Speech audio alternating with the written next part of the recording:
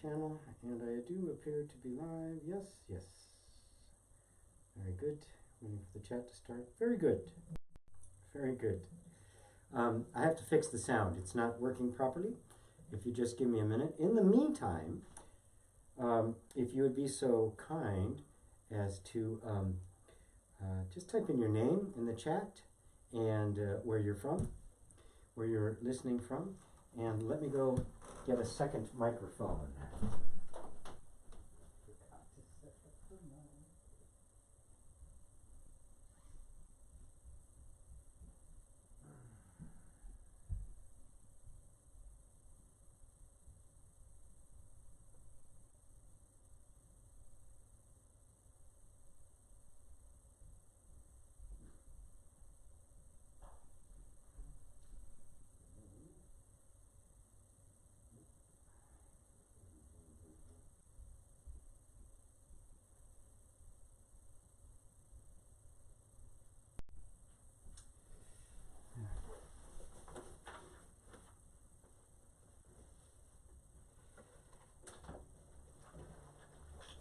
There we go.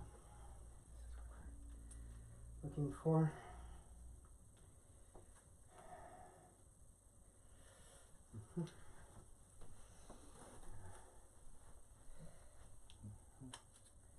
Just hang in with me for a little bit here, folks, while I get these things set up. Sometimes the technology does not work as is predicted, and you have to do something differently, which is exactly what I'm doing right this second.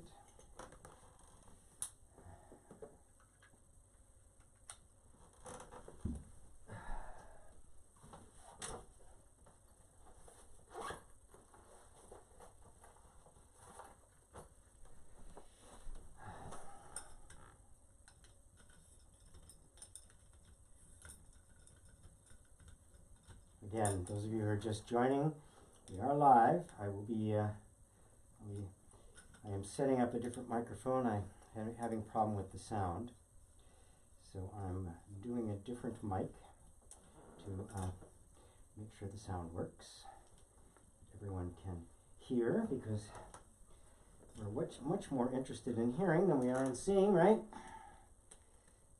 Not much to look at here, they would say, the police would say. Nothing to see here, nothing to see. It's on. And plug you in up here. There you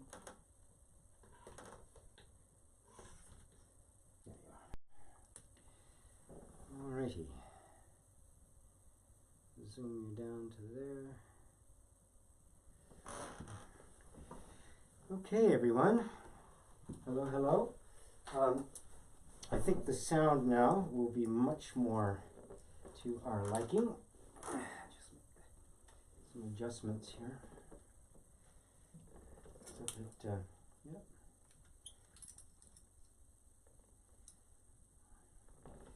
Yes, that should be much better, as you can see. I'm going to need some glasses today. Is this live? Yes, Remington, it is live. I should explain, I was out of town for about the last 12 days. I have been on a silent retreat, just meditating, basically 10, 12 hours a day. I don't know why the screen keeps popping back and forth. It shouldn't. Just leave it like that. I neglected to change the email, the second email, the one that's supposed to go out this morning. And I just got back like an hour or so ago. Had something to eat, cleaned up, and I set up the room really quick to do Satsang. So we are live. We are here quite live. So I'm ready to. Said yeah, it wouldn't be that I'd be live, right? No, I know. So I hope that explanation is adequate. for you to be clear about that. So it was a wonderful time that I had. So by all means, for some reason my screen is going crazy on me, and I'm ready to be here with you guys and share the depth of the experience that I've been having. As you can tell, I'm having to futz with the screen here way more than I had wanted to. I am not quite sure why it keeps changing back and forth on me. If anybody knows how to use Mevo on an iPad and can help me out here, I'd be more than happy. But at some point, I may just accept it, and we move on. We move on from here. It does seem to be just kind of jumping back and forth on its own accord. So we're just going to let it do that. And I'm going to get to the questions here. Hi from Bulgaria, from Avilo. Brian in Virginia, good afternoon, G.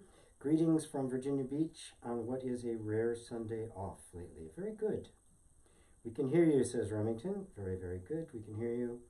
Ava, namaste. That's a nice surprise you are there from Poland.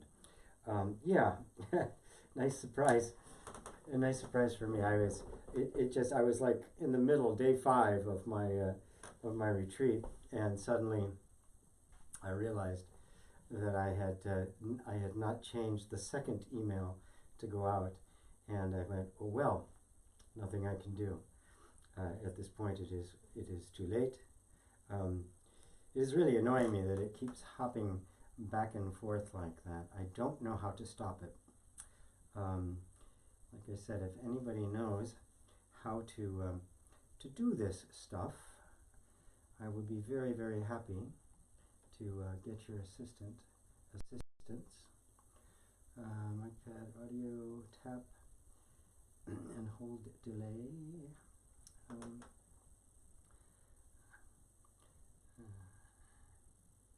I'm going to try one more time to just say, leave it there, don't move, because I am live. But we're going to see at some point I'm just going to give up, and it just went back. So I did get one person sent me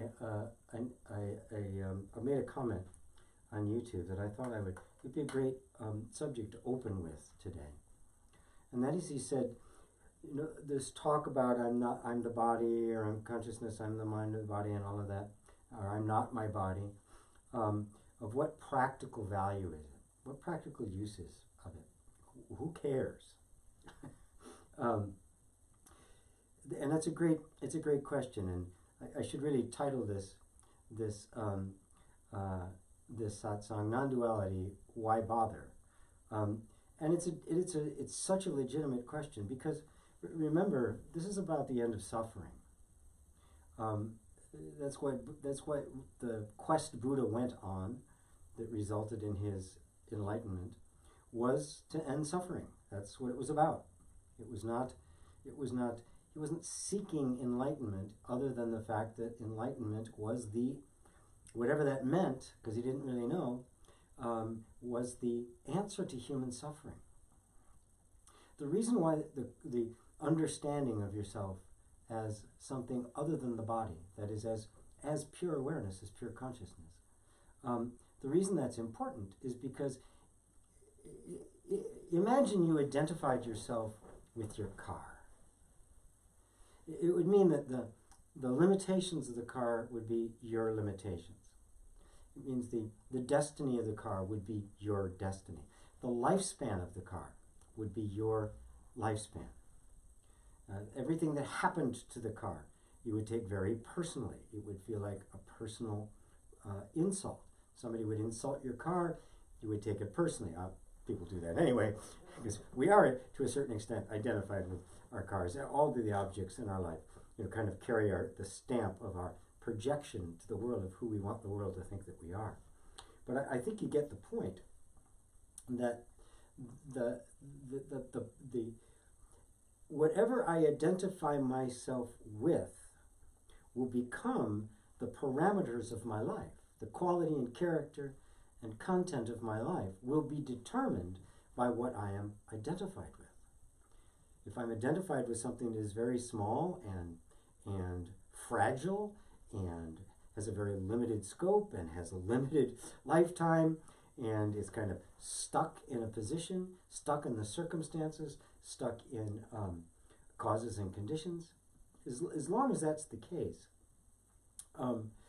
then I am going to experience that. We literally believe our beliefs, we believe them into reality, into active expression, even if they're not true, right?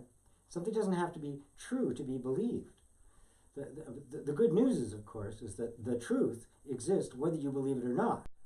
It is eternal and independent of every bit of belief and assumption and projection that we put on it. It is completely free of all of that.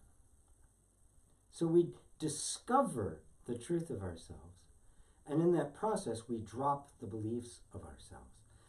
The very first identification that forms our actual sense of identity is identification with the body. I am this body. The sense of I am, which is completely free when you're a child, also when you're an animal. It is completely free from any kind of identification. But somewhere along the line, because we're receiving this information from our senses, and we have the sensory experience of contact with the world, and because it is universally believed by those who are taking care of us, we pick up the idea that I am my body. And the moment we do that, all of the characteristics, the qualities, the limitations, the pains, the sufferings, the sorrows, the destiny of the body become my pains, my sorrows, my destiny, my limitations. And that's why. That's why to recognize that you are not that body, you have only been believing that you are, and that your true nature, your actual, the reality of who you are, is infinite, unbounded consciousness. It's the difference between being identified with your car and not. If you're identified with your car, you can't just open the door and walk out. But if you're, the same is true of your body. But if you are not identified with your body, it's not that you're going to suddenly, pop out of the body and end up somewhere else. But what is going to happen is that you will no longer feel the limitations of the body because you see that the body is not you. Now this needs to be seen, okay? This is not a concept. This is not something you can just intellectualize.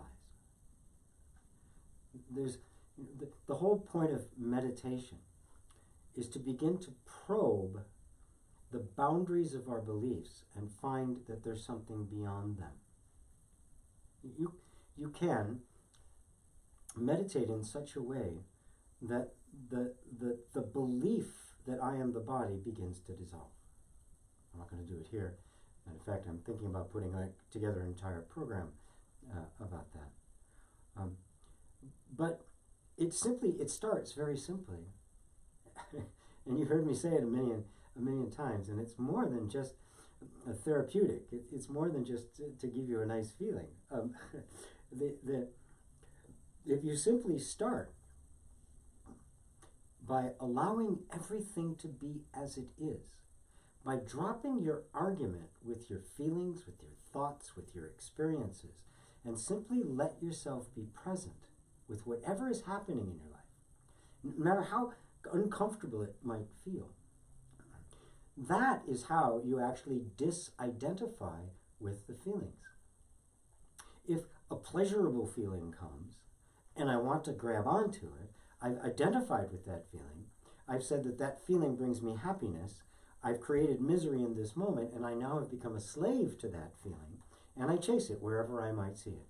And it can be in a relationship, it can be some kind of state of mind, it can be some kind of extraordinary experience, it can be some kind of substance, it can be some kind of success or financial thing, whatever it is. The moment I get attached to that as the source of my happiness, I'm identified with the body. The body's more than just this. It's the entire construct of your life. Alternatively, the more I am adverse to what is going on, the more I'm running away from pain, the more I'm anticipating things going wrong and recoiling from it, the less willing I am to simply be present with whatever is here. I've again identified with the body. So the what I call the yoga of allowing, and I'm actually going to have a new name for it in the not too distant future, is the way in which that grasping on to the sense of identity that is intertwined with the body begins to dissolve. And with it dissolves suffering. Because you are not your body. You literally are not your body. For most people that seems extraordinary. And like I say, it is not something you just intellectually get. It's something that you need to be willing to examine enough to find it to be true. You become kind of an inner scientist. You examine your own inner territory. The exploration of our inner world cannot follow the same pattern that science does. You cannot take your inner world and set it out here and look at it objectively and hook diode, electrodes up to it and stuff and measure it and do, MRIs and the like to figure out what it is. It is a totally subjective experience. Therefore, the only place where you can establish yourself in truth is in yourself, subjectively, your own experience, your own way of, the only things you see. It doesn't matter what I say, doesn't matter what Muji says, doesn't matter what Buddha wrote or Christ wrote, or well, they didn't write. What was written down about them and things that they said. None of that will help you because it's only your experience that matters. It's only your personal experience that matters. Buddha referred to that as the personal realization of Buddha knowledge. The only truth is the truth you're experiencing. And if you're suffering, I think it kind of behooves us to find out the source and origin, cause of that suffering so that we can put an end to it. So that's my answer to your question. That was Corinne, your own, who wrote that.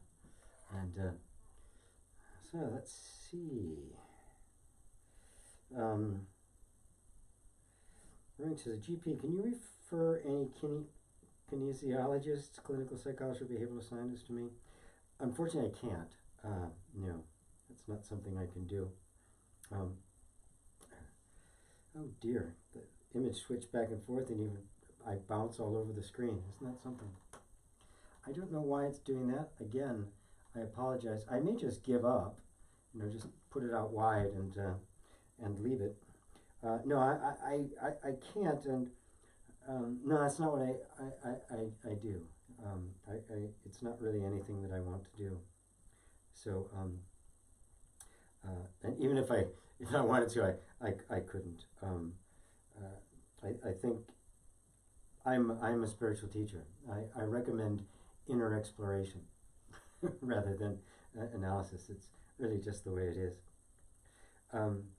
Chris Gill says, hello GP, have you got any info to share about making decisions?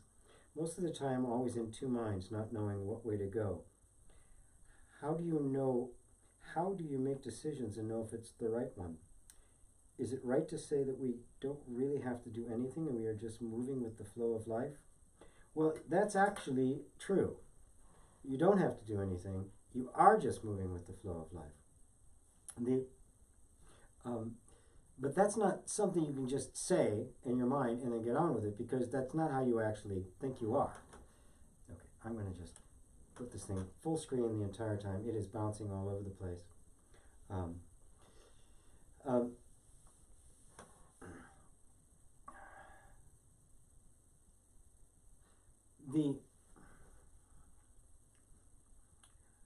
There's the philosophy that we're not doing anything, we're just going with the flow of life. It's actually true, but that's not the way we've been taught, that's not the way we've lived our lives, That's not the way we have sought to do things. That is not the way we've been oriented. And so somebody comes along and shows it to you, and it makes sense. It appeals to something deep inside us. There's something inside that recognizes, yeah, there's a truth to that. But there's a big gap now between the truth of that and the actual experience of it and the realization of that truth experientially. Because we have ages of beliefs and assumptions in between that make that, while on one level we get it that it's true, on another level it isn't true. It's not true to your nervous system. It's not true to your habits. It's not true to the functioning of your mind. So it's something that needs to be examined deeply, consistently, religiously, in order for you to come to the point where you see that that's really the case. Now, in the meantime, right, I know you don't want to be spending the rest of your life trying to do that, so that you can now, I think I'll raise this up a little bit, more in the screen. Now it's jumping back and forth again. In the meantime, how do you know it's the right decision? Because it's the one you make. Whatever happens is what's supposed to happen. The fight, you see, if you really come to understand it, it's the flow of life. Life is doing what it needs to do. Every event in your life has not been an accident. It has been the flow of life. But because it hasn't gone the way we want it to, we say, oh, I must not have been with the flow of life.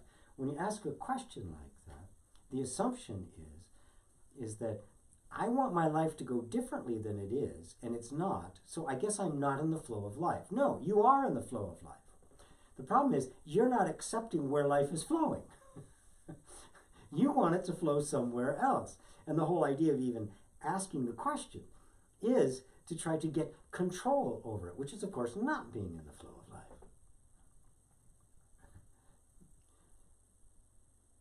Again, I have to emphasize that this path of non-duality, this path of deep spiritual inquiry, is not for the faint of heart. It is a lifetime practice. It is not a therapy. It is not a fix-it program. It is not some way to, you do something and you get better results. That's self-help. You do these things, you get the results of it. This is an existential, cosmological probing into the nature of your being. And once the nature of your being is discovered, once you discover the truth of who you are, you're done. There's no more fixing, there's no more anything, because the truth is the ultimate absolute place to be. And the truth is there whether you believe it or not. So we are not trying to gain spiritual knowledge so that we get a particular result in our life. We are gaining spiritual knowledge to harmonize with the truth because it's the truth. Now, on a very practical level, because I know it takes a while for this to sink in and for it to be really grasped and to be embraced fully in the heart. When I'm in the middle, so you mentioned saying making a decision and being of two minds. Yes. That's always the case. There's always within every one of us, whenever any decision comes up, especially if it's a big one, you will find that there is a deep inner conflict between our innate drive for safety, sameness, which means no change, keep things the way they are. You know, the nervous system does not want to change until things are so bad it has no choice. It literally needs to be forced out into the street before it will act, because it does not willingly accept change. Not because there's something wrong with it, but because the whole nervous system was designed in order to keep you safe. If you are safe this moment, there's a very natural resistance to it making any change to this moment, because it does not know if this change gets implemented, even if you're convinced it's for the better, the system itself has no guarantee that it's going to be able to keep you safe in this new environment. It's an unknown. And it will always choose the known over the unknown. This is what we call our comfort zone. The inner resistance to change, even change for the better. Simultaneously going along with that, something that appears to be completely unique to human beings is a drive towards freedom.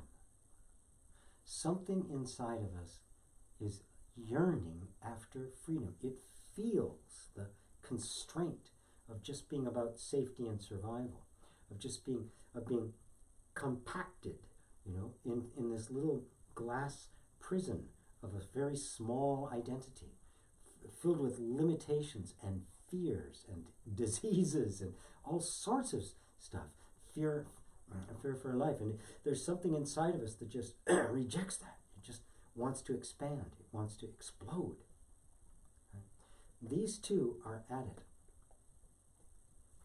If you recognize that every decision you will ever make in your life is going to have that going on, you're now one step ahead. You realize that it's not a personal problem you're experiencing. It's not because there's something wrong with you, you're not smart enough, or you're not strong enough, or courageous enough. You are dealing with primal energies within your whole energy structure, within the whole mind, body, matter structure thing. So what do? What's step two? If you've gotten that far, you recognize that you're not broken, it's not broken, this is the way it is. There's a drive for expansion and growth, and there is an inertia against expansion and growth, and they're both necessary, right? If you have unbridled freedom, you'll have an explosively wonderful life that'll last about 15 minutes, because there'll be no limitations whatsoever. What's it like to jump off of a 10-story building? Let's do it. And boom, it's over. It's a very short ride, it's very exciting, and it's over. So that safety, I don't think that's such a good idea. I don't think I'm going to let you do that. Great thing. However, if you're dominated by the energy that drives towards safety, your life is very, very safe, very constrained, but totally boring, totally uninteresting. And of course, you also find that the safety, the level of safety that is pursued by the system is simply impossible to achieve and impossible to maintain. Whatever little bit we acquire comes at enormous cost to ourselves and doesn't last. So what do?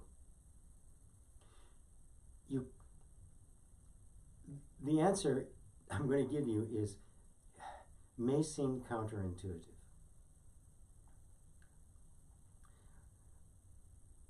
As I was mentioning earlier about getting into this state of allowing.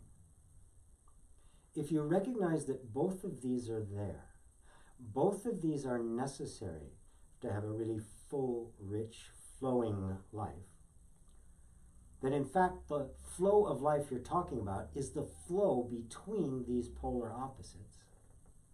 That is the nature of life, to flow between those.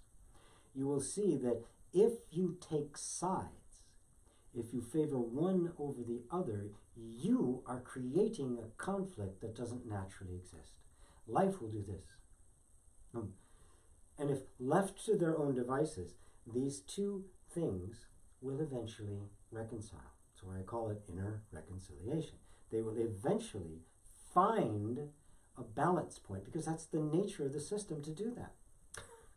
It will always respond to the environment. If you do not take sides, if you not say, I really want this thing, I've a problem, all this resistance, I got to get rid of this resistance. You're resisting resistance. I mean, how smart is that, right? And of course, the nervous system is way better at protecting you than you are at making it not. It's been doing it a lot longer, and it's far more facile than you are. So if you really step into this position that I call the peacemaker, an objective observer, you see both of them going on simultaneously. The moment you don't take sides anymore, The moment it's not this is right and this is wrong, you see they're both right. And they simply have to come to harmony as to how to implement both sides of the picture. The stepping away into this space of the peacemaker creates an environment of safety. Now, of course, what is the energy system trying to do? What is the resistance trying to do? Keep you safe. That's it. That's all it's trying to do. The more you fight it, the less safe it is. So it's going to resist even more. And that's why you get of two minds. Okay? Step out of the two minds and step into the place of no mind, which means I don't take a position. I don't have a preference. I haven't picked sides. I don't care who wins the Super Bowl. It has no effect whatsoever. I am simply going to be back here like a completely independent mediator between two parties that are diametrically opposed.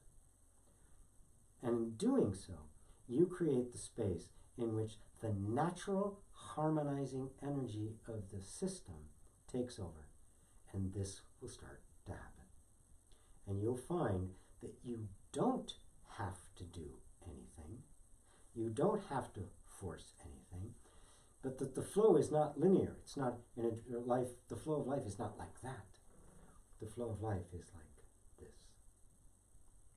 Between all the different components of our inner world, and there are more than two, but these are the two most fundamental. And this is the most common struggle that people have. So does that make sense to you, Chris? And everybody else as well, because this is, if we really understood our own inner world, our own nature, our lives would become simple. Buddha put it quite brilliantly. The first link in the 12 links of the chain of causation that ultimately leads to death, suffering and death, the first link is ignorance. We simply do not see things as they are. We see things the way we want them to be, which puts us in a struggle, which creates suffering. If you simply see things the way they are, if you understand, you see clearly you're not broken. It's not an idea.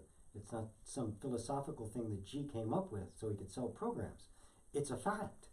You're not broken. The system isn't broken. But you can create suffering or you can create harmony depending on whether you muck with the system or you create an environment in which it can harmonize. Completely and totally up to you. Does that help, my friend?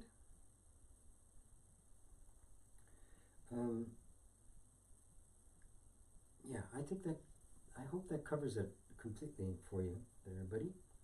Ava, back with glasses. I keep forgetting these. Print is so small on my phone when I read these things. I hope you're not finding it annoying that the screen keeps zooming in and zooming out again. There's nothing I can do about it at this point. I don't want to stop now and read the manual and try to figure out why it's doing that. Some setting somewhere got turned on. Ava says, body does not feel as an obstacle. There is something in mind, although I am aware of mind. Could you please comment somehow to help?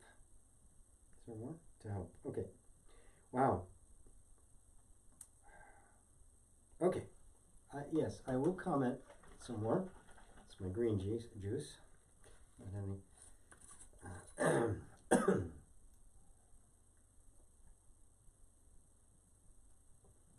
Cheers.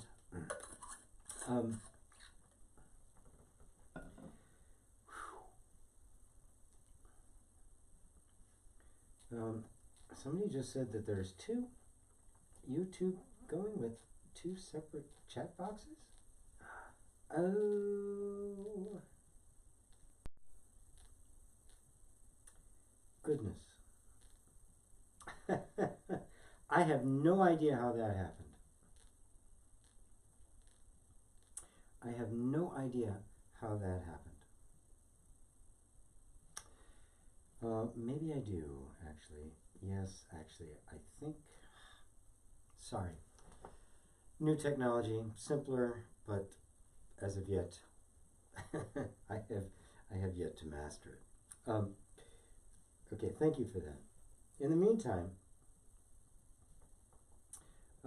she did say,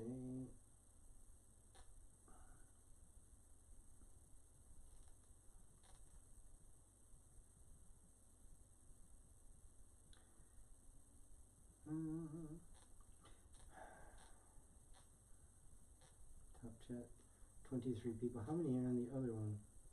I'm back of my mind, I'm trying to figure out how to fix that.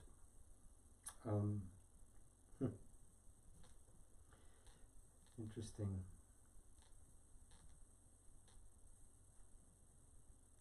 Well, there it is. I see. Ava says, even when I am a witness, it is a personal witness.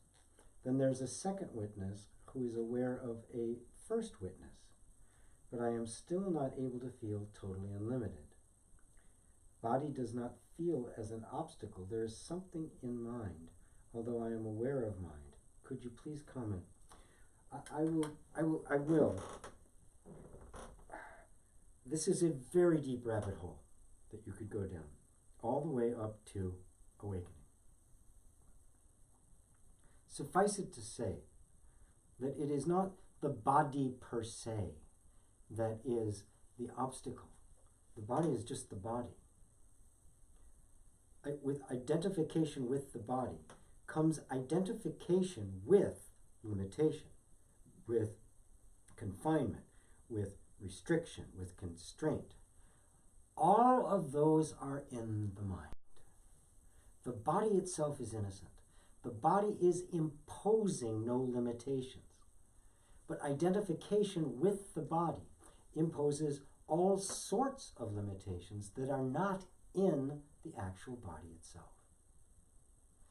All limitations are in the mind. In fact, mind and body are actually one. They are not two things. And the deeper you go into this, you find you are dealing not with an actual body, but your beliefs about the body, which is nothing other than your beliefs about limitation. And with you identifying with the body, every belief about the body becomes a belief about myself. But there's nothing absolutely true about the body and what's going on with the body itself. Nothing is absolutely true about it.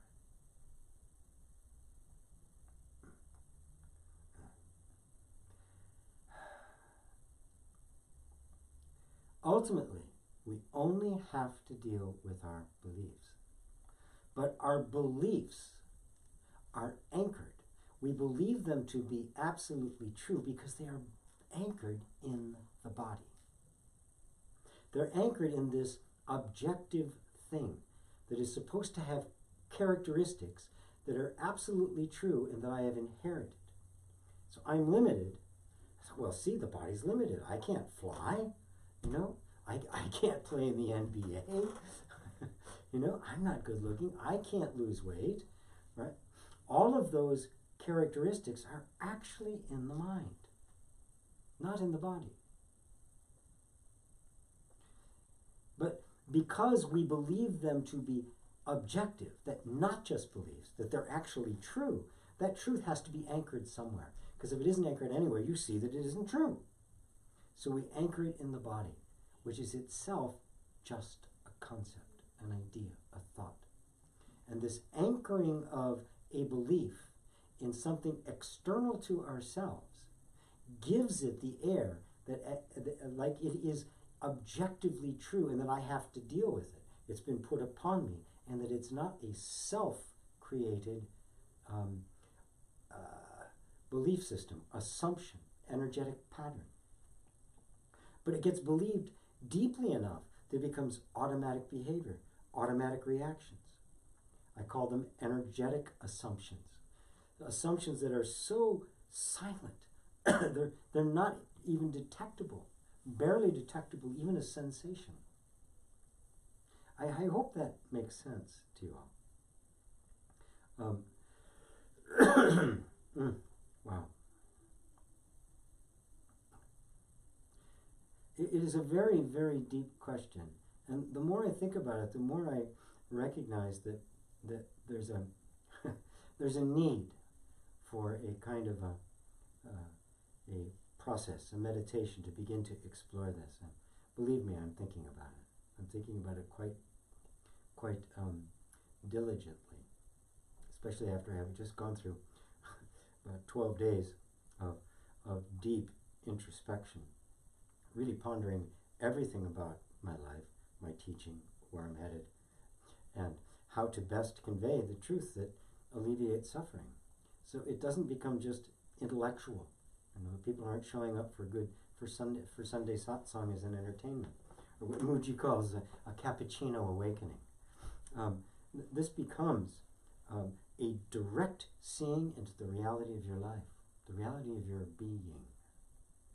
And we begin to see how the mind tricks itself into believing something is absolutely objectively true, when in fact it is subjectively true.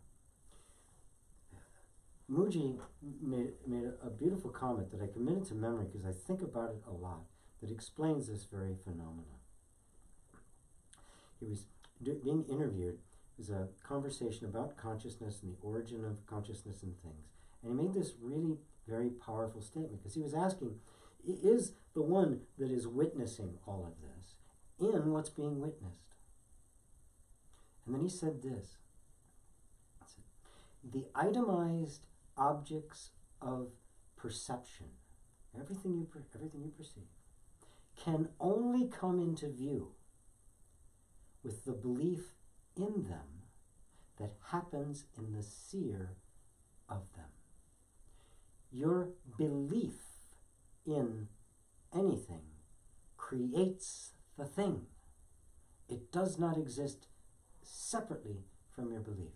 This is as deep as this whole subject of the manifest world gets. Nothing exists independently of your belief in it, which means there's no objective truth that is informing your perceptions. Your perceptions are creating the only reality you will ever experience, which means it is completely subjective, or as countless sages have referred to it, a dream. The dream of life and matter, the snake in the rope, the perceiving of something as objective when it is totally subjective. Have I gone too far? Have I gone over your heads? If so, I will back off.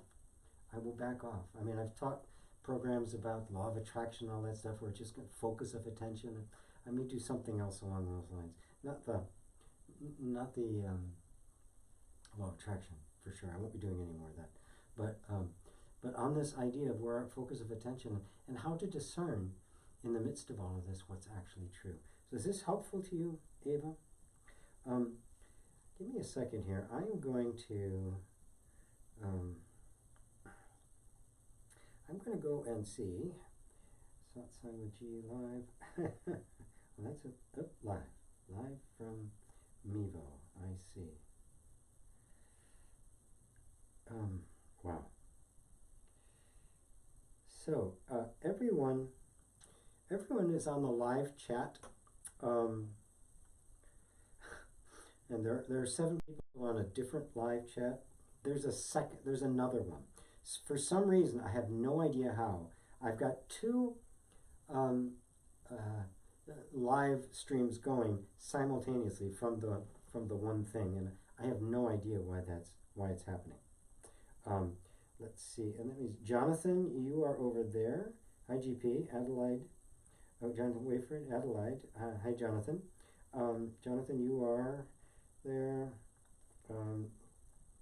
K. Kapoor. I can bop back and forth. Let me try a couple of questions from this side, because I can go back and forth a little bit. And again, everybody, I apologize for the bouncing back and forth of the screen. I hope it's not too annoying. They do it on TV all the time. At least it's not as fast as MTV, right? Is that still on? I don't even know. I don't have any TV. Let's see. Jonathan in Adelaide, Australia. Is there a cleansing effect that comes from abiding in silence and self? the erasing of samskaras through pattern habits, etc.? No. There's nothing inherent in silence that will do anything except give you silence. You'll also find that trying to be silent is a very difficult, albeit really an impossible thing to do. In the silence, it's a place where you can begin to explore the nature of your own experience. What's happening? What are you feeling? What is coming up? What's the actual nature of resistance? What's the actual nature of restlessness? And the only way to explore it is totally subjectively, which means you don't intellectually think about it, you actually feel it. If you want to know what the samskara of attachment is, let yourself feel an attachment. It's not hard. It's not hard. Just today, I'm driving home this morning from my retreat, and there's a good friend of mine, and she and I are working on a book together, talking about Christ's Sermon on the Mount. She's actually a theologian with a doctorate in divinity, and I'm none of that, but we're very good friends. And I'm kind of like the I'm kind of like the wild man in the wilderness, hermit kind of theologian, and she's the educated theologian. Together, it's pretty cool. But at any rate, I've been making a series of recordings about about verse by verse. Today I was doing "Blessed are the mourn, for they shall be comforted," and so I turned on the recorder on my phone as I was driving, and I'm driving along and I'm checking it. 14 minutes. Yep, still working. I wanted to make sure it wasn't turning itself off. I got to the end, 25 minutes. I was really happy with the result. Really happy with the result. God, this is really good. Can't wait to send it to her. I stopped it, hit the I'm all done. I look, it's not there. I started over. I actually edited it and stopped it one place and restarted. So sometimes it takes some time to put it together. 5 minutes later, I look, it's not there. Matter of fact, I see 10 seconds. The whole 25 minutes that I'd recorded was gone. Okay. Now, in that moment, I felt, it's never going to be any good. That's the best I've ever said it. I'm never going to be able to recreate it. I've lost it. It's there. Immediately, I said, there it is. That's attachment. It's not theoretical. It's not intellectual. It's not, oh yes, we have attachments. There it was. Right in my gut. Now I had a choice at that point. I could push it away. I could rationalize it. I could reframe it. I could intellectualize on it. I could make it theoretical. Or I could just choose to be completely with the feeling of attachment, knowing that in that moment I was not filled with equanimity, I was not allowing, I was not in the space of pure acceptance. I was grabbing, and I could feel it. I mean, it was a physical feeling. So I just had to just be with it. Not easy, very uncomfortable. But if I push it away, if I do anything, right, or I react in any way, boom, a samskara gets created. For those of you who don't know what samskara is, it's a phrase. I think the word samskara. It's the same word, I believe, in both Pali and in Sanskrit. Pali is the language Buddha spoke, and what it refers to, I think they also refer to it as a vasana in Sanskrit, and it is just every time that we react with a clutching or a pushing away, right, we set up a dynamic between ourselves and existence and the flow of life. And that actually gets etched deep into, not just into the nervous system, but into what they call the repository or the storehouse consciousness. And that actually gets in there and will go from lifetime to lifetime to lifetime. The habit of resisting or clutching. If, though, you remain with the feeling of it, you let that energy move through you, you allow it to be, you simply recognize that this is the habit energy. This is the cause of suffering. Resisting and clutching are the cause of suffering, because things did not go the way I wanted them to go, because life is completely unpredictable. If you simply go into that and allow yourself to recognize that everything is impermanent, nothing lasts. This just didn't last that long. I wish life did have lasted longer, but it didn't. And so, I completely let it go, let it go, let it go. And I'm still letting it go. I can still feel the waves of it going through the system. It's fine. Interestingly enough, the particular beatitude I was talking about was, blessed are the mournful. Blessed are those that mourn, for they shall be comforted. And of course, the mourning is you lose something. You mourn when you lose something you want to hold on to. So I got an actual chance to live the very thing I had just been talking about, and much of what I was talking about was related to that. So let's see. So does that answer your question there, Jonathan? I hope so. And it's a really, really good one. I hope you can all see that I'm trying to point you towards direct experience and away from just thinking about this stuff, into feeling it. Because all of this stuff is felt. And our habit of thinking about spiritual things is just one of the ways in which we avoid the nitty-gritty of actual feeling, of experiencing it directly. You know, the first of the Four Noble Truths of Buddha is there is suffering. You know, when I realized that 25 minutes was gone and was never coming back, I knew what suffering was. There is suffering was not a theoretical idea at that point. It was not some theological or philosophical point. It was real. It's gone. It's gone.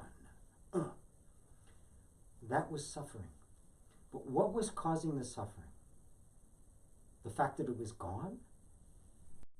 Or the fact that I was holding on to something that was already gone? That I was clutching at something? Where was the suffering? Was it the suffering in life?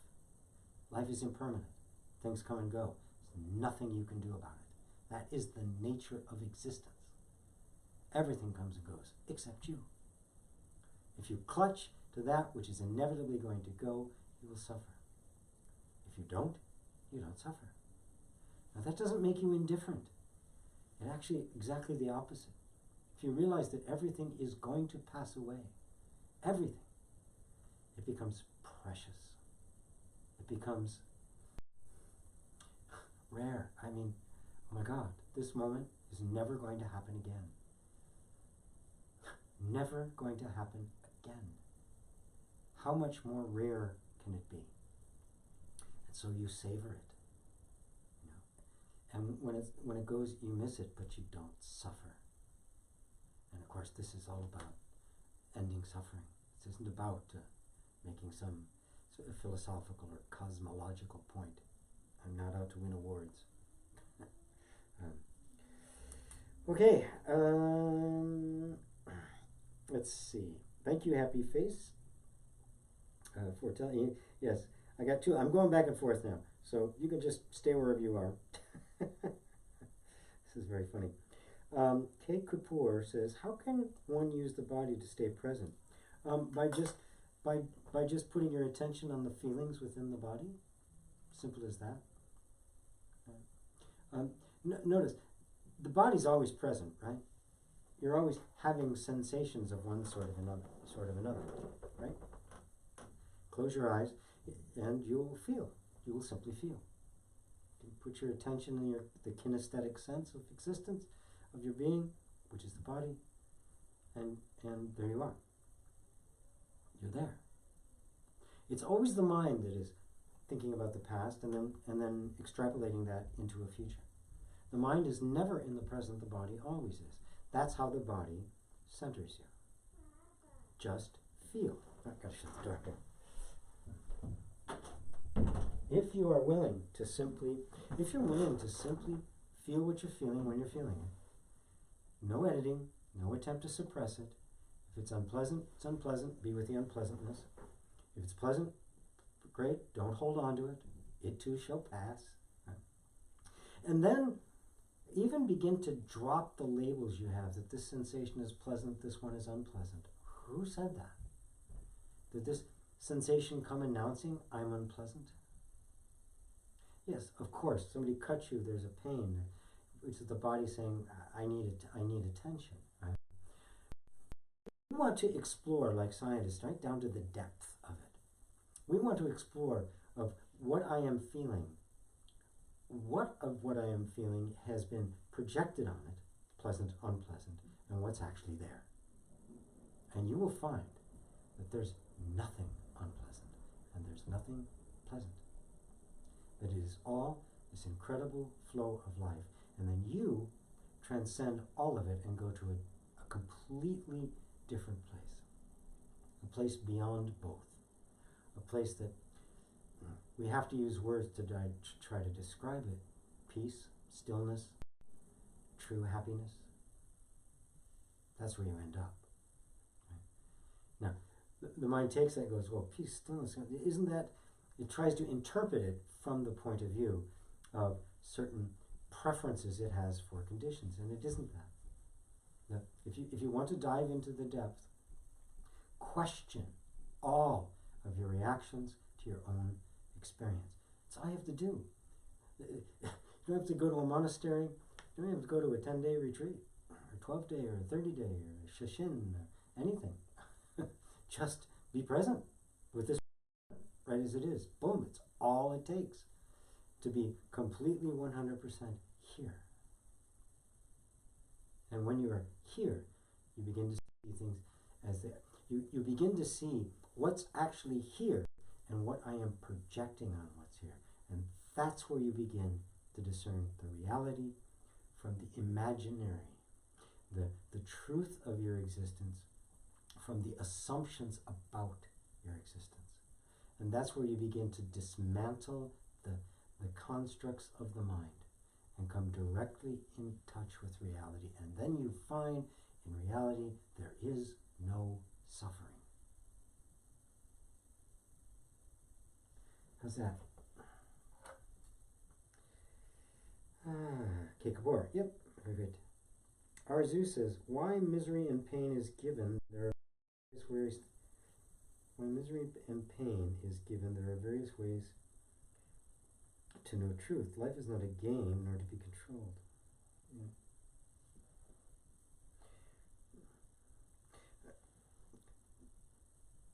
Misery is our reaction to life. You're right. Life is not a game to be controlled. We can't control life anyway.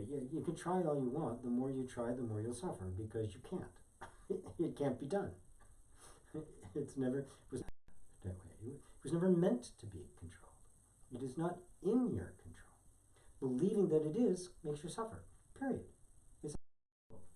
You're trying to do the impossible. Trying to do the impossible, you're going to get screwed.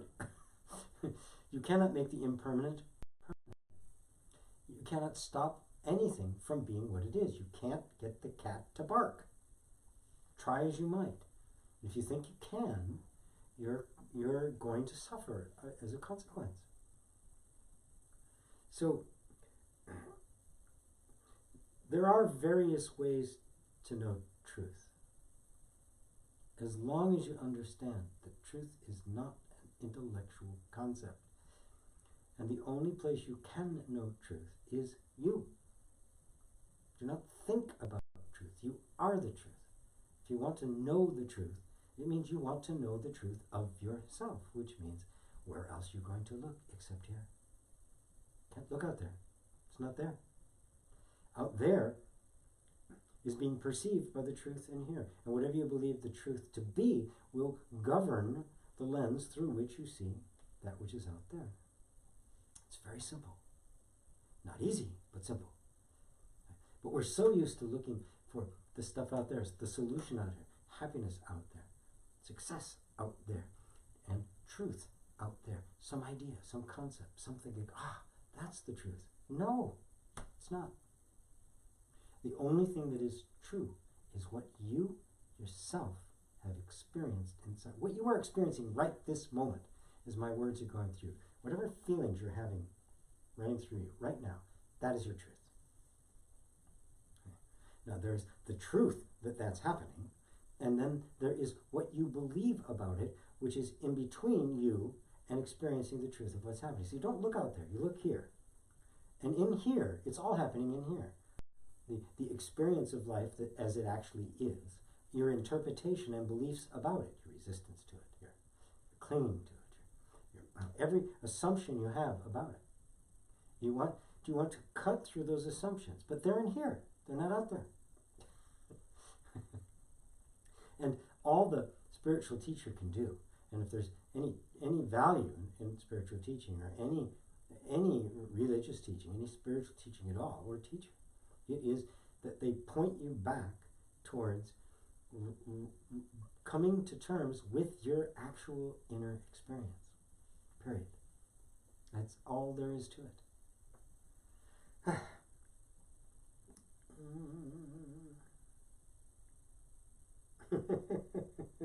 Ishta says, 2 live chats is just another example of the divine sense of humor that reality is. Amen. God has a wicked sense of humor.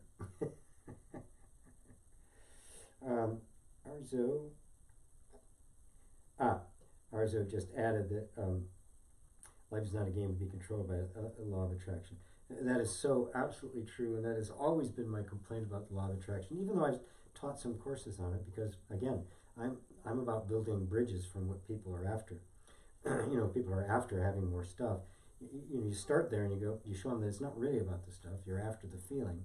And then when you realize that it's all about the feeling, you can begin to detach yourself from grasping onto the object of your desire into the source of the desire, where all desires are actually met. And that's really kind of the whole problem with the law of attraction, is that it's all about creating an inner state so that you get the thing that you want. And it tries as hard as it can to make it about the inner state. It always ends up being about the objects. If you look at all the people talking about it, they don't talk about I feel really happy, I don't care whether I get the thing or not. They talk about the things that they got. And it is true. There's a consequence when you are when you establish a very harmonious inner sense, harmonious things happen around you, right? But if you've established this harmonious inner sense, who cares what happens around you, right? Does it matter anymore? You've already got the thing that you were pursuing in the first place. The only reason you wanted anything in your whole life was for that sense of peace, that sense of happiness. If you already have it, why do you need the thing? You don't. You're content. Doesn't matter whether it comes or it doesn't. Sometimes it does, sometimes it doesn't. But you have attained the ultimate freedom, which is a detachment. Detachment is not indifference. It doesn't mean that you don't value things. It doesn't mean that you don't enjoy it. It just means that you are no longer ensnared by them. You are no longer entrapped by them. They are no longer the source of your happiness, and therefore you are free of them.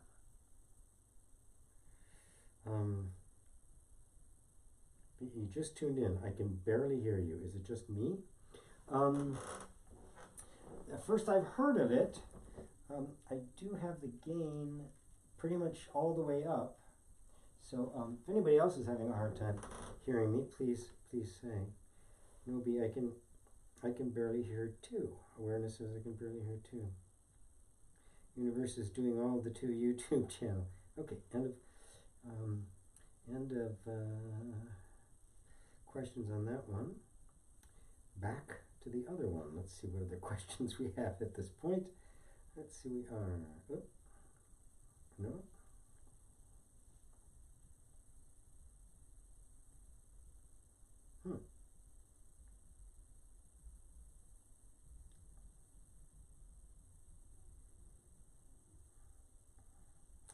Okay, sorry about this. I am trying to... I think I got the other one going here now. Yep, there we go. Can't hear you. Did we lose me or something? Did the volume go away? Can you hear me? Big question, folks. Let me check here. Turn this on here. A lot of technical difficulties here today, I'm afraid. Doing my best to get them solved. Annette says I can't hear. Okay, let me scroll down to the bottom.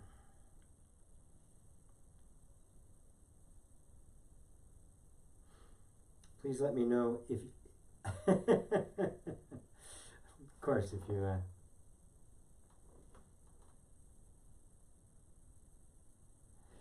can't, you're not going to be able to hear me ask the question, are you? Yes, can hear loud and clear. Very confusing. Trying to help out here. Okay, hold on a second. Let's see. Eli says, hello, I am the Buddha. Hi, Eli.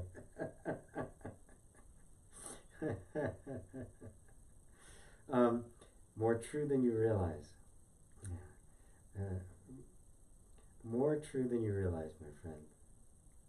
David Smith says, I just read a quote by Nisargadatta Maharaj that said something like, consciousness just appears to come and go. What does that mean?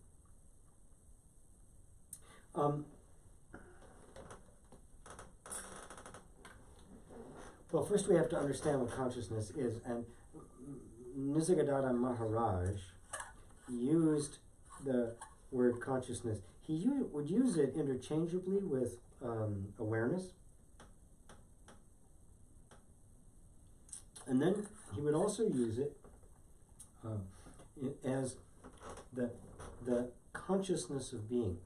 In Buddhism, they would refer to 6 kinds of consciousness. There's the eye consciousness, ear consciousness, nose consciousness, mouth consciousness, skin consciousness, and mind consciousness.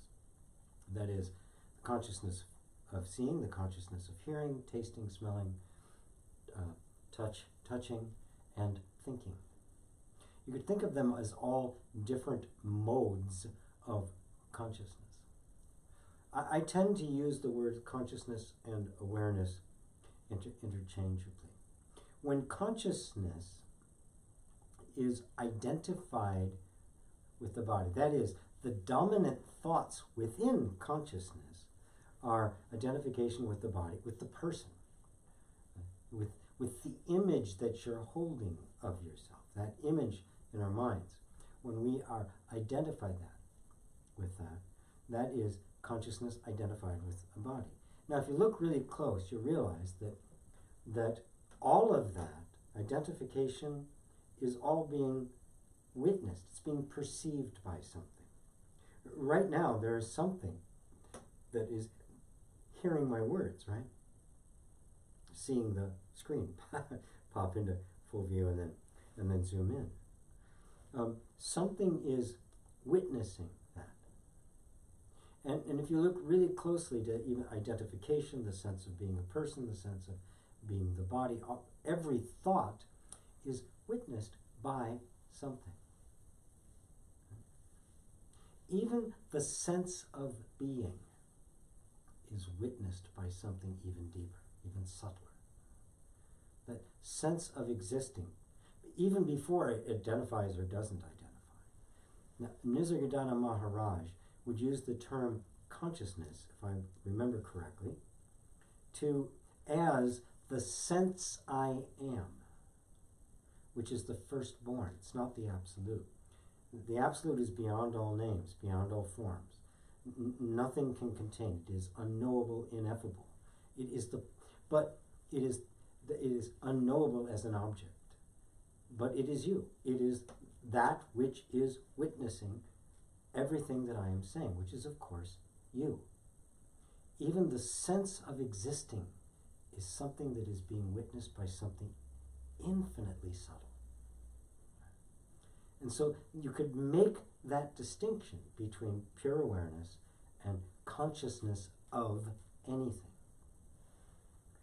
Now, it's not 100% necessary to do that, especially not in the beginning. Right? The most important thing is to become aware of the fact that there's a perceiving of stuff, a perceiving of thoughts and feelings and emotions. And that which is perceiving those thoughts, feelings, and emotions is obviously something different. Because thoughts come and go, emotions come and go, sensations come and go. Right? I mean, put your attention on any part of your body and you will feel it. You'll notice that there's a sense that just comes and goes. The feelings are not static, they're not solid. They are coming and going constantly. And of course we know that what we feel as a foot, right, is in fact, trillions upon trillions of little tiny particles appearing and disappearing, so fast that it feels like there's a sense of continuity to it. But yet when we feel into it, we can feel the flow of life, right? They say in Zen, you can't put your foot in the same river twice. Everything is flowing, and we can feel that. But that which is noticing the flow, the infinitely subtle changes, is it changing? This is a deep question to ask yourself. Is that changing?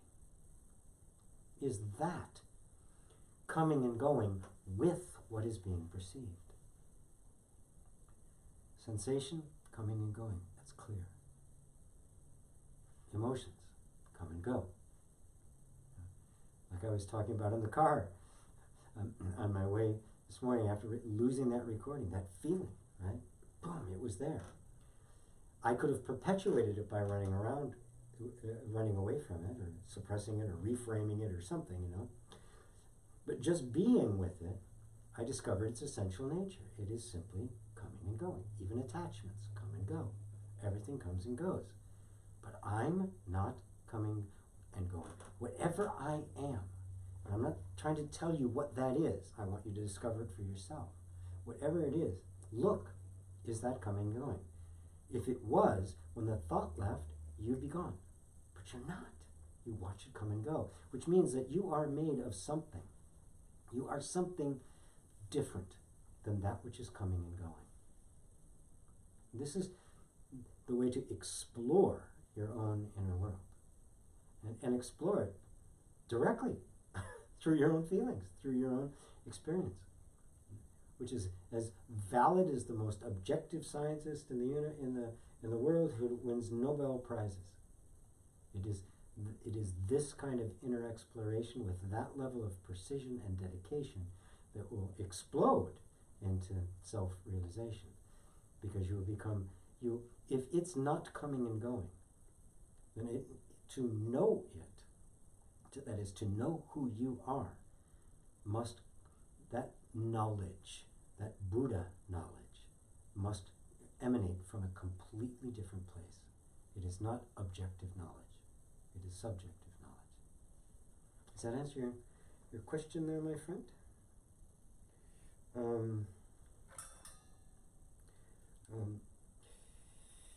Robert says, hi GP, thanks for the talk. You're welcome. Sophie Austin, hello GP, thank you for your video last week. Help to see that there are no boundaries. All is within perception. Please, can you turn up the sound? Okay, I will do this. Let's see if I can. The mic is as close as I can get it. I've got it screwed in all the way. I've got the mic up as high as it will go. I'm terribly sorry. I don't want to get down here like this. This is as good as I can do. If I lean over a little bit. Let's see. Eva says, about witness, you referenced only the second part. Okay. I'm sorry, Eva, if I missed that part. Could you please, it's way back there and I don't want to take the time to scroll back. If you could just kind of restate what your second question was, I'd be happy to pick it up. Robert says, I like the effect of the camera going in and out. It looks like two video recorders on site and your on site and your understandings. Oh, good. Good. I'm glad you like it. Yeah. I think that's what it's trying to do. I put something on to make it automatically pan between 2 points of view, between face and full screen. I don't know how I set that. If anybody is a expert on Mevo, and actually now I have to raise it up a little bit. If anybody is an expert on Mevo that can tell me what that is, I would love your help. Bogdan, hello Bogdan. Hello GP, do you have any advice on cultivating imagination in a process such as creative writing? Can creativity in such cases be forced?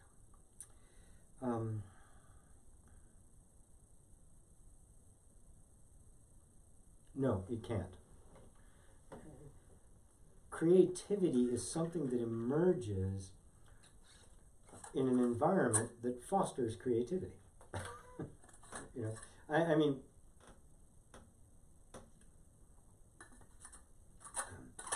in New York, where I used to live, in the Department of Motor Vehicles, the state civil servants, their annual review, they would get reviewed, and it would determine what level of pay increase they would get. You know, just bare, cost of living, or whether it would be a reward for their good work. Somebody, for the life of me, and I can't believe how stupid this is, but somebody came up with the idea that the best way to assess people was by the number of mistakes they made. So the fewer number of mistakes you made, the higher your raise would be, and the better your review. Well, as anyone who has actually stood in line at a DMV knows, it is not the most efficient place in the entire world. My apologies to anyone here who may work for the DMV. But there's a reason for that, because if somebody is rewarded based on the fewest number of mistakes they made, what are they going to do? They're going to guarantee that they make the fewest number of mistakes, which means they are going to do the bare minimum. They're going to do exactly what is required and nothing more. They're going to know what it is. They're going to do it to the letter, absolutely, and of course, in order to eke out any kind of pleasure in that, they will just kind of be skirting, right? I mean, it's just kind of being just barely mediocre, because they get rewarded for being mediocre. They were not rewarded for innovation. They're not rewarded for ideas that would make the customer's experience more pleasant in the place, shorter, right? Oh, heavens no. Right? This is, and that's an environment that says, don't be creative. It's in school too. Don't be creative. Here are the questions. These are the right answers. Give us back the right answers. Except maybe in art class, right? You're, okay, be creative. I mean, isolating, compartmentalizing it. We're all creative. There's no such thing as a child that is not creative. Right? We were all born innately creative. Look at how children pretend. And they just don't, pretend. They become the parts. And now that I get to hang out with my 2-year-old granddaughter, I'll be down on the ground being a train. We'll be having Olympic races through the house. Go, she says, and off we'll go. Right? And the place, she makes her own little courses and things like that. Right? And where am I? I'm there, right? 66-year-old man down on the floor going choo choo choo choo, completely engaged in the play. Right? Pure creativity. There's 2 things to do. One is create an environment that is creative. I remember Eckhart Tolle saying that when he was writing the Power of Now, he had moved to Canada from the UK. And when he was there in Canada, the writing would just flow. The place he was, it would just flow. No, it wasn't the Power of Now. That was later, actually, writing later. He didn't have any money to move to Canada before the power of now. Yeah, later he'd say, after he read, when he said it was just, everything would flow out of him. When he'd go back to England, nothing. Absolutely dead. I've known that experience. There's places where I've gone where my mind just explodes with inspiration. All sorts of new ideas and stuff start coming out of every pore of me. I'm just kind of responding to the energy of the environment. Now that doesn't mean you have to pick up and move or find your place in the world, right? That'll happen very naturally. You have to start by cultivating your own inner space that allows you to be creative. And stop editing what you're doing. Just write. Right? Or whatever your creative process is. If it's writing, did you say it was writing? Is that, yes, creative writing. Write. Write because you love to write. Don't be writing, was that creative? I'm not creative. That kills it. Right? It's like the little kid bringing home his drawing, afraid to show his parents because they're going to judge it. Right? So creativity is coming up, terrified that you're going to judge it and say, well, that wasn't very creative. I mean, you're no Hemingway, right? I mean, right? Write, you know?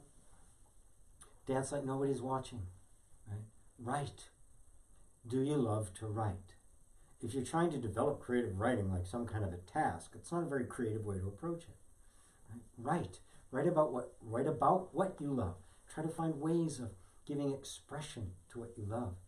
And if it's no good, forget it. Don't worry about it. Don't decide that. Look at it later. See, is there any idea here? Was this a bunch of gibberish? Or is there some gem here, something that turns me on?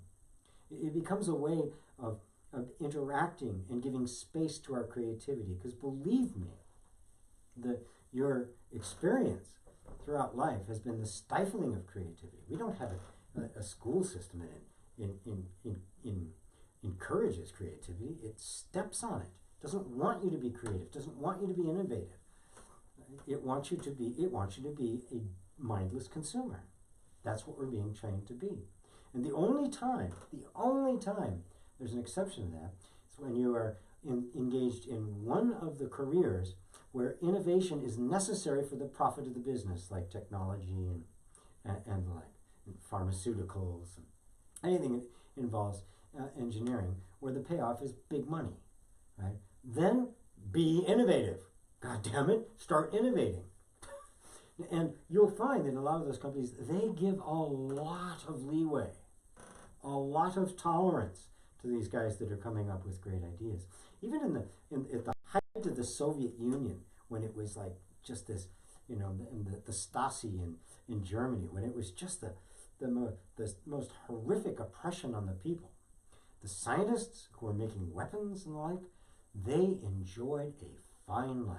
They were given all sorts of freedoms and advantages and perks that the rest of the population was not getting. Because everybody knows that you have to motivate to get creativity and innovation. So you have to create a space in which creativity can happen. And simultaneously, you want to also begin to explore all the places where you have denied your creativity because you've been trained to, which is, you know, of course one way, one thing, and also because you've just kind of accumulated beliefs about creativity. A big one is there are creative people and uncreative people, you know, and some kind of creative. And, you know, you're either one or the other. You're one camp or the other, and that's it. There's nothing you can do about it. That's a belief. It's bullshit. It's not true. Right? Everybody has access to the same infinitely intelligent mind, infinite intelligent being, infinitely creative being. God, look at the universe. What a creative masterpiece. And that's you. Your job is to reflect that creative energy. So there's also just pulling down the assumptions about it. And as you pull down those assumptions and you realize that I am creative, you're going to start seeing creativity where you were not seeing it before. You're going to start seeing it where you had been denying it, where because of your training and stuff, some idea came, oh, that's not very good. And that same idea, wait a minute, that idea has potential. And so your perspective is beginning to shift. And you're beginning to actually see the creativity that is appearing. And of course, the more you see it, the nicer the garden gets for it to grow, the more free it is to grow, and you start a nice, beautiful spiral upwards. One of my long-term students, just a beautiful man who had just a horrific childhood, being a gay man whose father was a very strict fundamentalist Christian preacher. And he was so frustrated. He was writing, and people would tell his writing, your writing is very accurate, but it's really very uninteresting to read. There's no creativity. And we worked together on it for a while. And he eventually, through the process of doing interreconciliation, some other course with him, he eventually became a facilitator of interreconciliation. He's a really good one, really amazing guy. Suddenly one day he sat down and it just started to flow. And people were commenting about how creative and interesting and expressive it was, because it was all about expression. He had huge layers of defense that said, don't express who you are.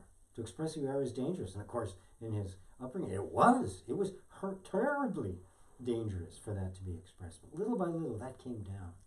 Those walls Jericho came tumbling down. And that garden started getting creative, and this beautiful creativity began to emerge. And I do believe he's just published his first book.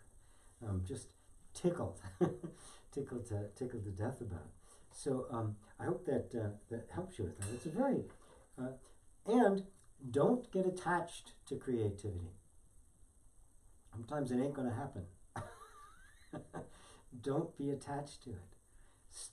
Begin the beautiful dance with the flux and flow of life.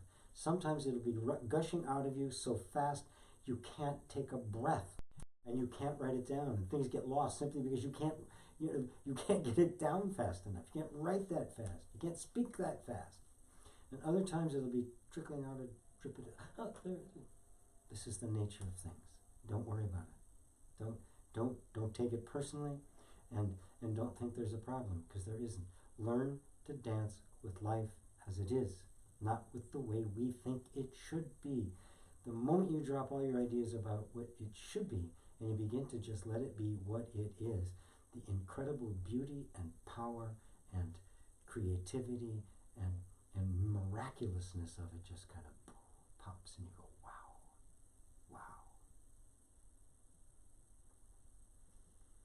Puppy says, hey. Hey, Puppy. Wildcat says, hey. Hey, Wildcat. Drums. Eva says, about witness, yes, it's a dream, but how to wake up. Right. You wake up by looking at that which is, by breaking down the dream. What is the dream? The dream is all of our accumulated beliefs, assumptions, reactive patterns, programmings, self-image. That's the dream. Right? So how do you wake up from that dream? Well, you have to put your stake in the ground somewhere. And for me, I found the best way to do it, and I'm not alone, many teachers agree with that, is to put that stake in what you are experiencing in your body. Don't put a stake in your body, I don't mean that. the point of reference, right? Start with the flow of sensations and feelings that you're having, that you're not controlling, right? You didn't create the sensations that are running through your body, the feeling of your hand. You didn't create that. It's just happening. Okay, start there. And then you notice there's what I'm feeling, and then there's all the ideas and thoughts and assumptions I have about what I'm feeling. What it is. What is this hand? What's it like? I mean, also you'll find that there's this whole superstructure, this whole mental superstructure about what it actually is. And that can then begin to be questioned. And that's how you wake up from the dream. You root yourself in the direct experience you're having. Once you've done that, it becomes much easier to start rooting yourself in the place that is witnessing all the rest, so that you can begin to step back to see the functioning of the mind, to see the dream operating. And then you realize that from here, you're already awake. If you weren't awake, you couldn't see it. And then the sense of identification begins to fold more deeply into the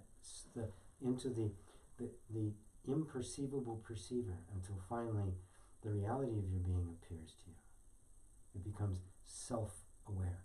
There's a reason they call it self-realization. The self realizes itself. And all sense of identity, all sense of limitation, all of it just falls away. It doesn't mean the body disappears, of course not. It just means that you no longer see yourself in those terms. And experience is happening, and you see experience exactly as it is, without any aversion to it, without pushing away, without running towards it, or without trying to avoid. You're simply present with what is. And you can start that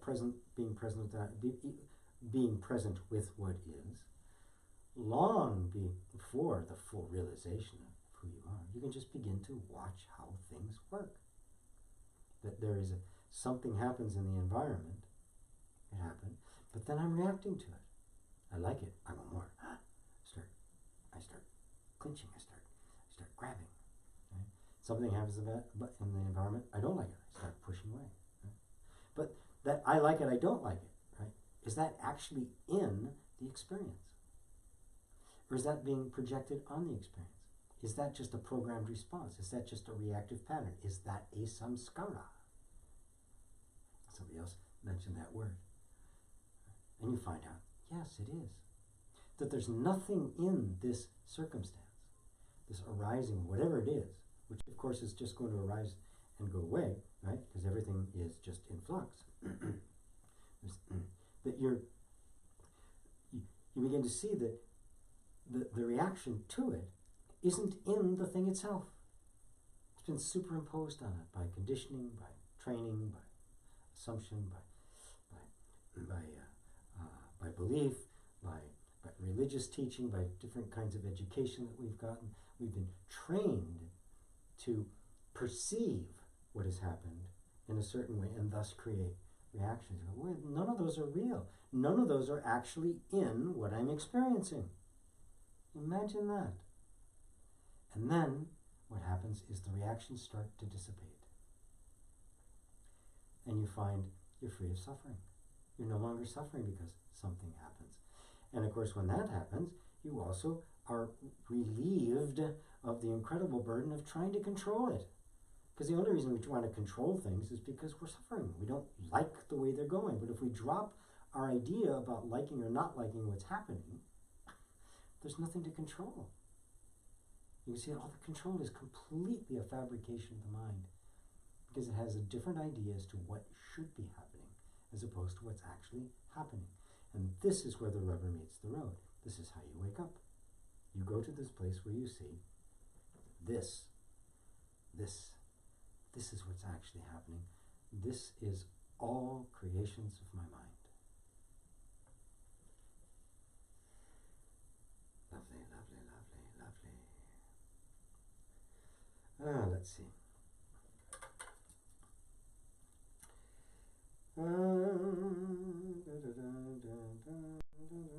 Somebody else says, I can't hear you. Annette says, you can't hear me. I'm sorry, Annette, this is really weird, because I'm getting a couple of people saying they can't hear me, and but everybody else is saying they can. Frustrating. One of those opportunities where you simply let go of the way you want things to be. Because I'm kind of stuck with the setup right now. Patang. Hello, Patang. Hi, GP. Do not get upset by the failures you cannot fix. Let go and move on. Everything is just fine. Really? Much love. Yes, very good. Yes. But that can become a nice little philosophical thing. I just kind of let go and move on. You become intellectual. I think it's more valuable to actually notice what's going on when we don't want to let go, when we don't want to move on. Don't try to force yourself into it. Use that as an opportunity to dive deep into the things that hold us into suffering. Don't be quick to say, oh, just let it go, right? Because you get, the cappuccino awakening. It becomes philosophical, oh, just gotta let it go. But deep down inside, there's still this resistance, still attachment, still there. But let yourself be willing to stay with that feeling. If it's a feeling of disappointment, be with that feeling, right? So that you're not suppressing it. So that means you're present with it. And if you're present with it, you're not avoiding it, you're not pushing it away, nor are you indulging it, which means you're not creating a reaction to it. Your presence is eliminating the reaction. So you are not creating a new habit of reacting, which is all a samskara is. That's how you truly get free of something. And you find that when you do that, the act of doing that is the real way in which you let go and move on, because you find that it will simply just let go, because everything does. Nothing stays. Everything is coming and going, except you. And the more you see everything coming and going, the more obvious it becomes to you that you're not coming and going. And you become very curious about, well, wait a minute, what is this one thing that doesn't come and go? Why? What? I mean, really, everything in the universe, everything you experience comes and goes, except this, except you. What in the world could that be that is different from everything else in the universe?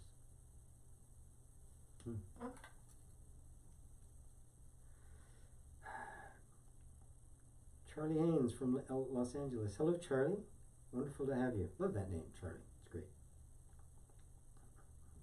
Maybe you pronounce it Charlie. It's a great name on women. It's kind of a dorky name. Charlie, hey Charlie. Yeah, for guys. For women, it's very, very, very sophisticated, very lovely. Popey says, I keep forgetting who I am.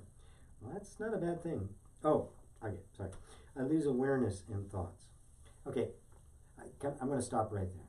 I lose awareness in thoughts.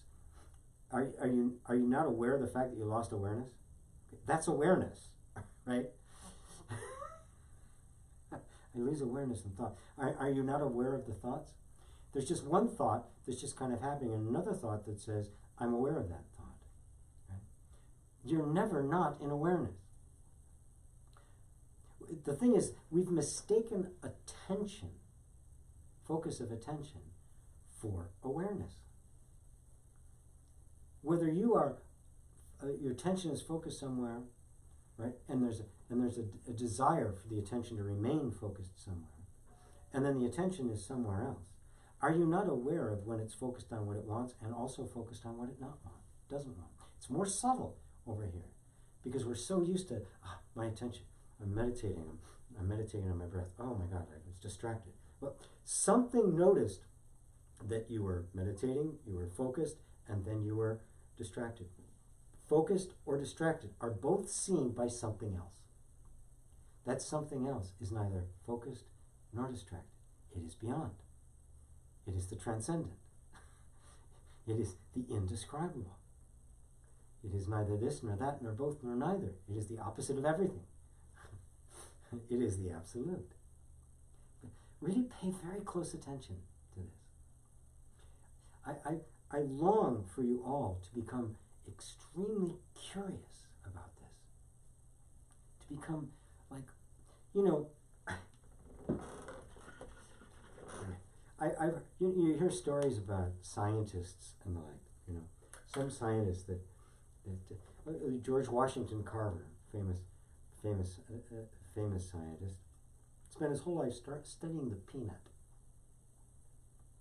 You hear about some guy who studies, butterflies. He'll have butterflies all over his wall, and he'll spend a month just examining the wing.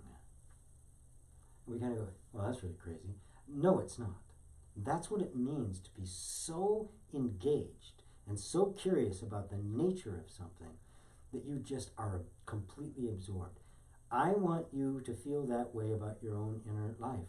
The problem I experience with most students is that their attention is diluted. Yes, there's an interest, there's a curiosity, of course, but it is dominated by the desire for certain results. It is not driven by the desire to know what's true. It is not the search for truth's sake, not turned on by the fact that, wow, this is the truth. This is, whoa, the truth. Means there's nothing beyond it. It becomes a matter of, yeah, this is really good, I'm going to know this, then my life is going to be better. Your life will be better, right? It will improve. There's hundreds of people, thousands really now over the years, who can testify that their lives have been improved. But that's not the point. The point is to discover the utter wonder of your existence, the utter amazing miraculousness of your own existence. Then you'll be like that guy with all the butterflies on the wall, just because he loves them so much. You just love this so much. And look, I'm guilty of it too. I find myself going, God, I really wish things could be better than they are, right? But I'm enough of a scientist now, my curiosity has engaged enough that I go, why? What is it about this? What's wrong with right now? What do I think is wrong with right now? I really get, wait a minute. All the spiritual teachers tell me, everything tells me that everything is perfect right now. So why am I saying, what is it that I think should be happening that is keeping me from seeing the utter beauty and perfection of right now? That becomes really interesting. That becomes a deep inner inquiry that starts clearing out all the crap. Oh, that's not true, that's not true. I'm creating my suffering. I'm holding on to things I don't need to hold on to. I'm resisting things I don't need to resist. Why? Because I think they're different than they actually are. Life requires no resistance. It is only our beliefs about life that create the environment that you think you need to resist. You're not resisting life, you're resisting your beliefs about it. If you see that they are only beliefs, poof, job done.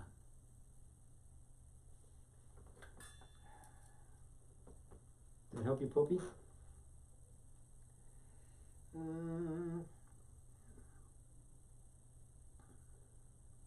Okay. Yes, can hear you loud and clear. I can hear you. Oof, audio good. Wow, this is so, yeah.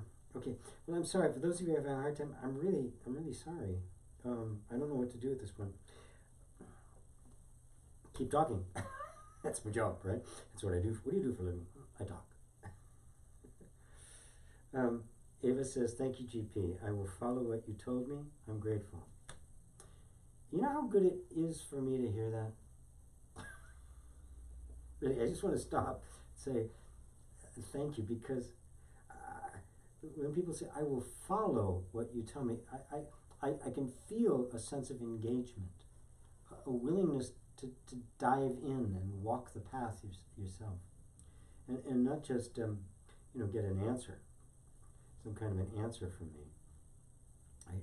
Because I might give a very good answer, right? Come on, there we go. My job is to point, and if your mind is satisfied with my answer, oh, okay, it's going to stop. Believe me, that's then you really didn't get the answer. The answer to all questions is always to keep going back, keep going back, keep going back. One of the things I like seeing is that over the year or so, 2 years I've been doing this now, I've noticed the questions coming more and more out of the inner exploration, and less out of just thinking about things and wondering things and theoretical questions about this or that. I'm seeing more and more that it's coming from the place that I can tell people are actually looking. They're actually digging in. The questions are coming from someplace, from somebody who's actually walking. They're going into that cave and going, whoa, wait a minute. Whoa, this is really weird in here. The question is coming out of that rather than somebody who's gone to the gift shop for the cave, right? And has got the little trinket. It's asking me about the little trinket that's supposed to represent the cave. Good, Artie, good. So I love it when I hear that. Hi, GP, this is Mark. Says, recently I've been having attacks from my mind. It's been bringing out its big guns. I don't know if it's a good thing or a bad thing. The mind says it's bad. Of course it does. Isn't it funny? The mind attacks you and then tells you it's a bad thing. Wait a minute. Yeah. But it would do, wouldn't it? But it would do that, yes. Thank you. Beautiful, Mark. Yeah, the mind reacts because you're... Muji said, somebody asked a very simple question to Muji, says, it's reacting because you're onto something. When you start probing in these places, a lot of stuff is going to come up. Old stuff, ancient stuff is going to come up. Ancient resistance, ancient attachments, ancient false beliefs. That doesn't mean it's going to take you 1,000 years or 10 more lifetimes to undo it. It doesn't. The moment it's seen, it's gone. Right? Stand back. Do not be blown away by the severity of what can come up. I can tell you over the time I was doing this retreat, the 12 days, a lot of stuff came up. Some stuff, feelings, some stuff that I recognized was from past lives, some from events in my life that I completely forgotten about. All of a sudden, boom, there was a sting. And I felt it run through the system. It wasn't just an idea. And boom, there's still some aversion there. There's still some clutching. There's still some ego there. There's still some anger there. There's still some, good. Thank you. And some of it was like embarrassing, right? The kind of stuff you're like, no, I didn't do that. I'm spiritual. I'm the spiritual guy. No, I'm not like that anymore. And there it was. I was like, wow, okay, thank you. And you just let it run through the system, but you don't react again. Yeah. Remember, the mind isn't a thing that is attacking you. That term, the mind is attacking, and people use it all the time in spiritual terms. And I've used it sparingly to explain what it is, because it is the reactive pattern of thought and feeling. And of course, the attack, notice when the mind attacks, I'll say this in a second, it is a reactive pattern, nothing more. The mind is not a thing, it is not that exists independently of you, that is attacking you. It's all you, right? It's a disowned aspect of you. It's a part of you that now appears to be separate from you and is fighting you. But all it is a pattern of thought that is reacting because you're knocking it out of its pattern. And of course, what's it want to do? Go back to the pattern, right? Like those punching bags that kids have, you hit it, and it comes back up again, right? That's all it is. It's mindless. There's nothing there. There's no objective being there. There's nothing sentience that's responding. It's all happening within the mind. But the both the attack, the attacker, all of it is a picture. Now, two ways to deal with it. The first way, you have to do this first before you go to the other way, so you don't try to bypass that. When that happens, put your attention on the body. Go into the feeling that's going on, because that's what you're recoiling from. If the mind was just saying something, you go, whatever, right? Like something, blah, blah, blah in your ear, right? You just, whatever. But there's something. There's a feeling of tension. There's a feeling of resistance, of pushing away. I don't want this. What happens if you were to just go, do it? Give me your best spot. Give me your best shot. Go ahead. Turn the other cheek. See what happens. Just be there, present, whatever you have to say. If you want to hate me, hate me. If you want to attack me, attack me. If you're just in so much pain, I can take that too. Whatever it is. Feel it and be willing to be with the discomfort of that feeling. Then you can step back. Then you'll find that when you are willing to be with all the feelings that go with it, all the sensations, the reactions, without suppressing them and without expressing them, without trying to get rid of them, without trying to go somewhere else, without trying to either avoid or clutch to anything, then you will find you will very naturally fallen into this place of the one who is simply perceiving the entire thing. The entire thing is happening, and you're witnessing it. And suddenly there'll be this enormous love that will come up. This enormous feeling of, it's okay. It's like this wounded animal that you have enormous compassion for. Plus you also see the unreality of it, the mindless pattern of it, the robotic nature of it. And suddenly there's just this open spaciousness. Then it will begin to dissipate. And it won't even matter if it attacks. Right now, the attack is because you don't want it to. You want it to be something else. Don't. Let it be what it is.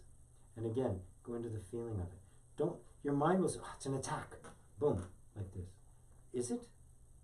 Is it an attack? Is there really something trying to get me? Or is there just this reactive pattern going on, feelings going on? Dive into it. Dive into it. You'll find you'll go right past the attack. Attack is just an idea, just a thought. There's just feelings happening. Feelings of whatever they might be. They can be grief, they can be sorrow, they can be anger, they can be very intense, right? Or they can be very, very subtle. And you'll have both simultaneously. There's just a disowned part of yourself that's wounded, that's hurt. And the more present you are, the more comes out. And you'll find that idea that it was an attack is way back, it's gone. Right? It has nothing to do with an attack. It is simply a reactive pattern.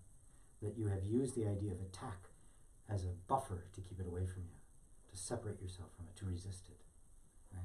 And of course, every resistance to what is happening is a samskara. That's boom. That reaction gets put in place, and it just solidifies our resistance to what is, which is, of course, suffering. Is that helpful for you, Mark? Patang says, everything in me changes, but not me.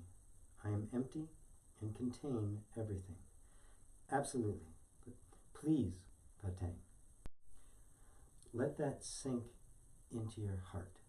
Don't let that stay at the level of the mind. Don't let that be just a thought. Let this be an opening. There's this light that is shining now through the mind that says, I'm seeing it. Stay with the seeing of it. Everything is changing. I'm not. Everything is changing. I'm not. What am I? Who am I that's not changing?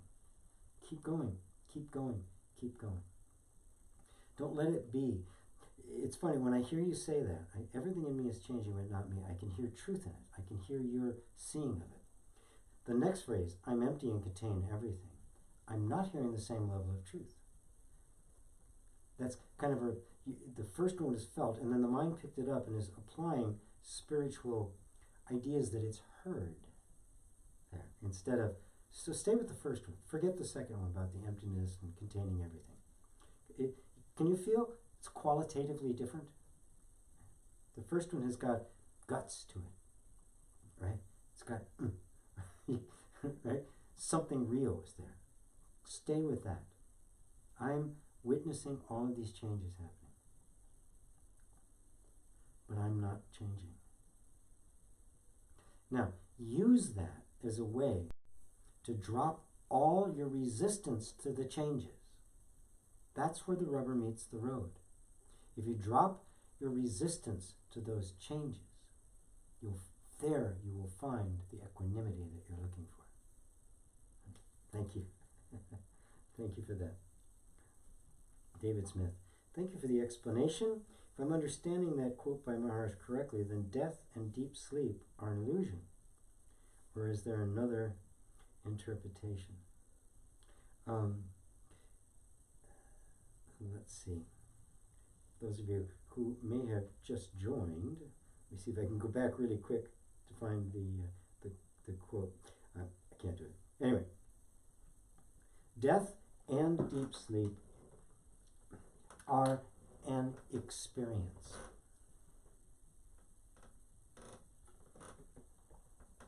This is important. Oftentimes, there is an experience we have that the mind has labeled deep sleep, death, dream, waking, etc.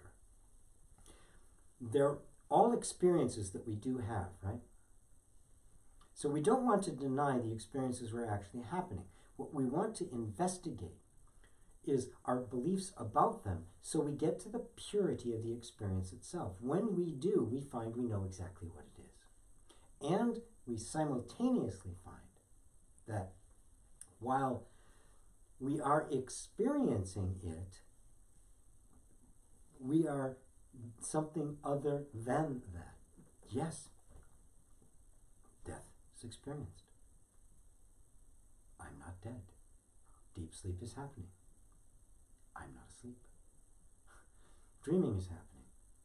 I'm not dreaming. I'm always there,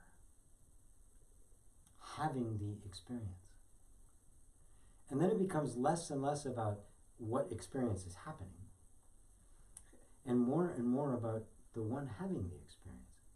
Because, look, right now, you could be in an insane asylum somewhere looking at a wall, thinking you're watching some guy on YouTube, right?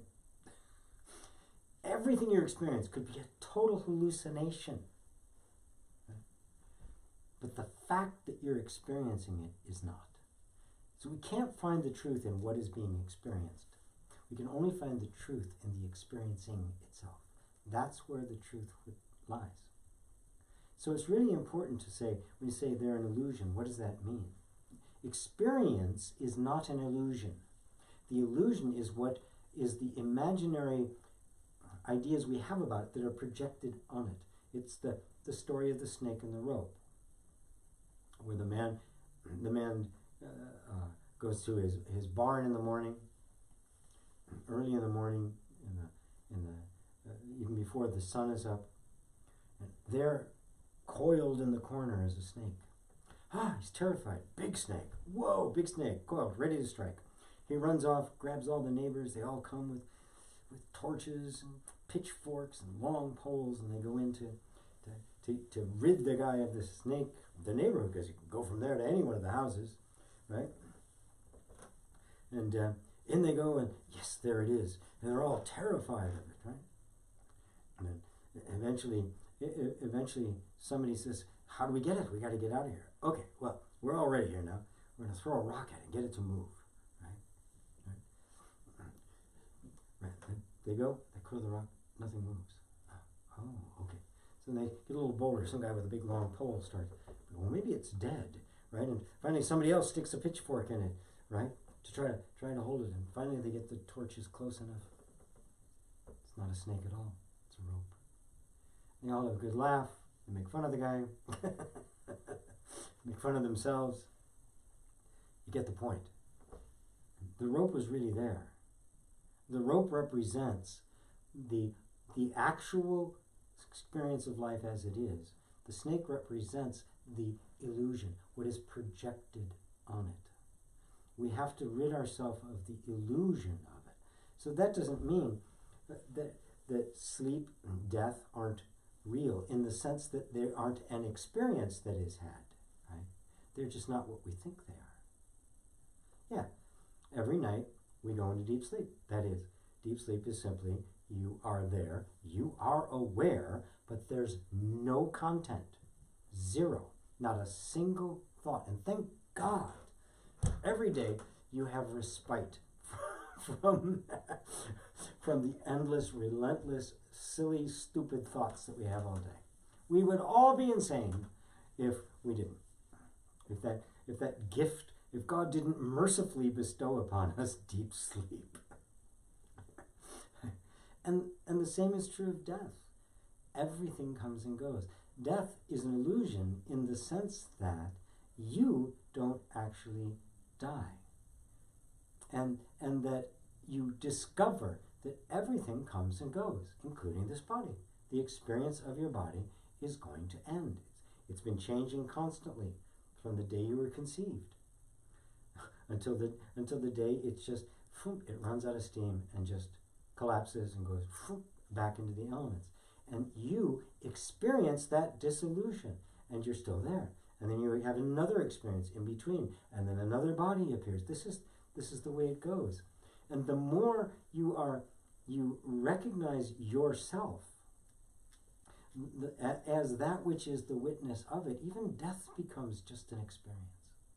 Ah, I see. And the in-between death becomes an experience. People talk about, seeing the Akashic records and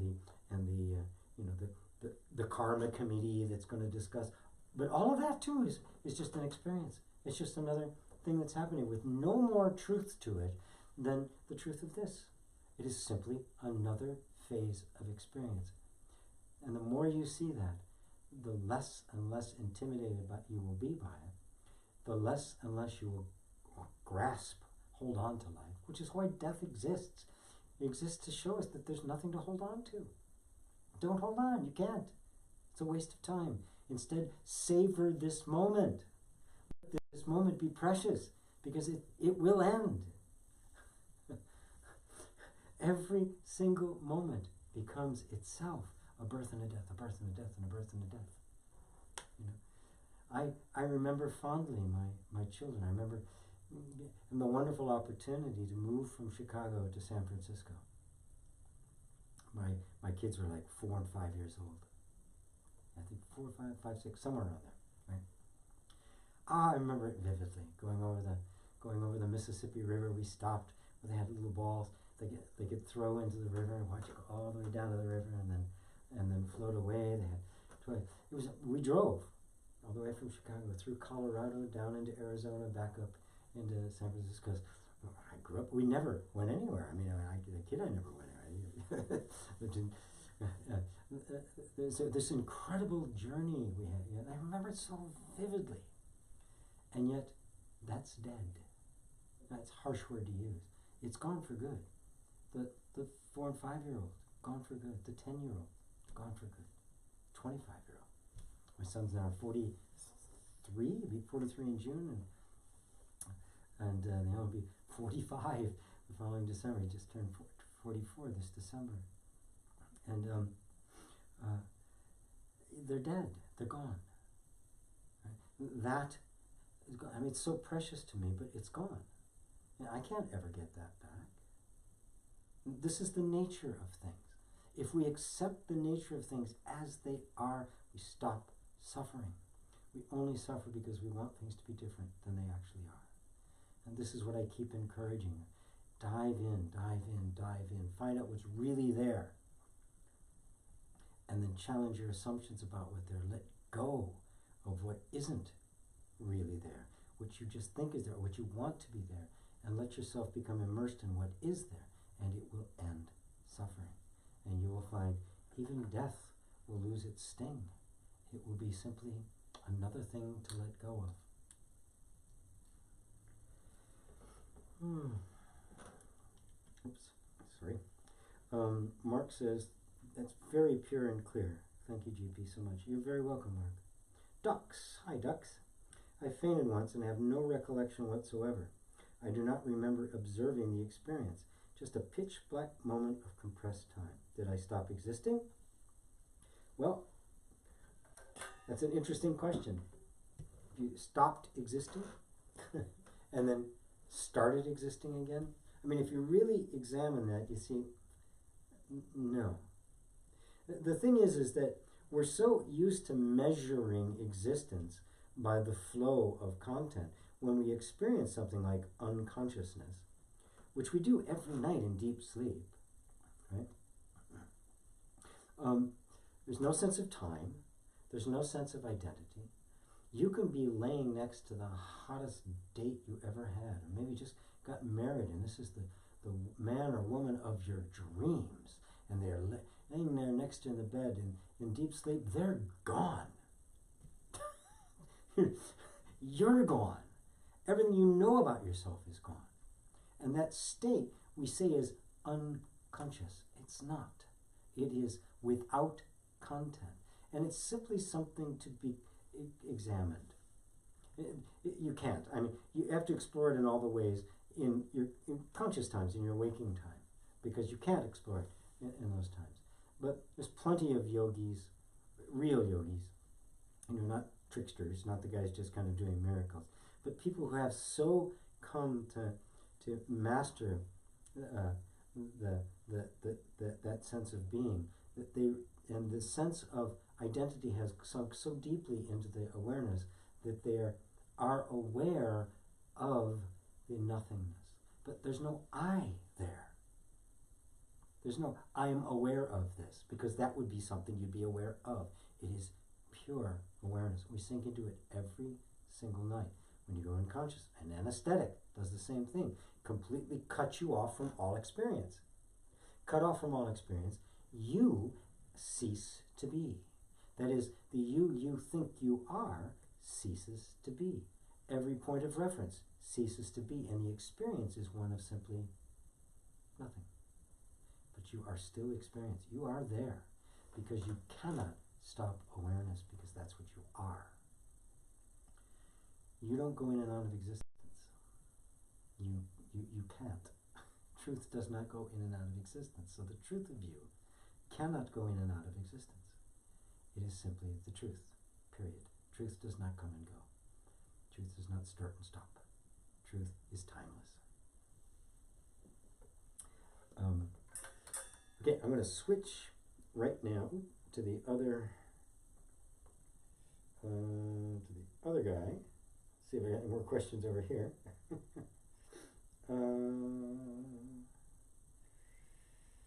Okay, Kyle. Hi, Kyle. When beginning to understand all this, after all the conditioning of the mind, is it a gradual process to grow deeper in this understanding? There are still anxieties that hold me back. Advice? LOL. Yes, I want to.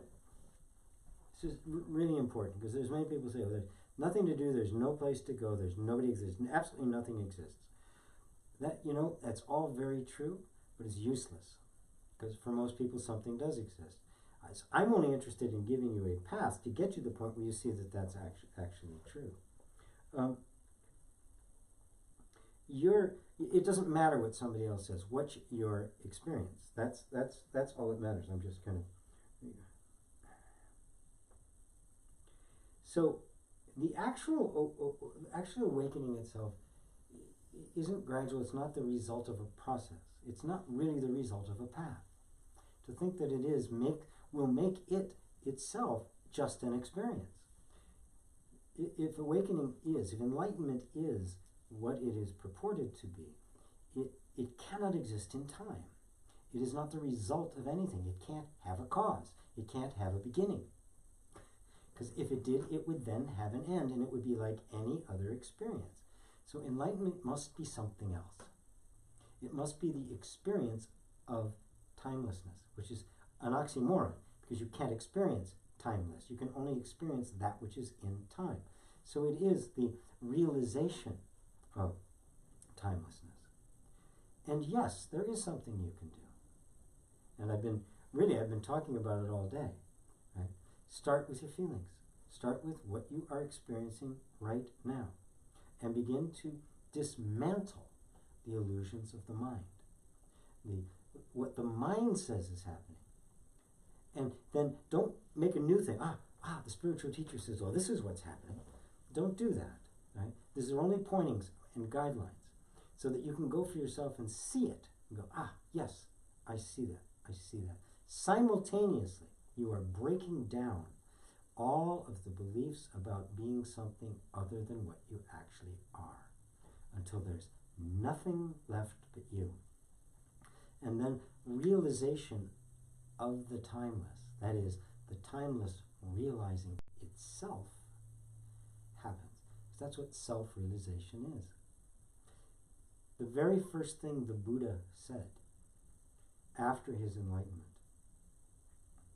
when he came out, and when he went in and sat down under the Bodhi tree to find enlightenment, he had gone through years of austerity. I mean, he was half dead. In fact, he had followers, right? And he realized that tormenting the body was not the means to awakening. It was not the way to end suffering. People would ask, well, why would he even think about that? Well, what he was doing was exactly what I've been talking about, which is to try to overcome your aversion. Right? See through the illusion of what you think this is. Is this intolerable? The mind says it's intolerable. Is it? And so he drove himself to the utter ends, and then realized that it didn't work. It simply didn't work. And he was laying there half dead.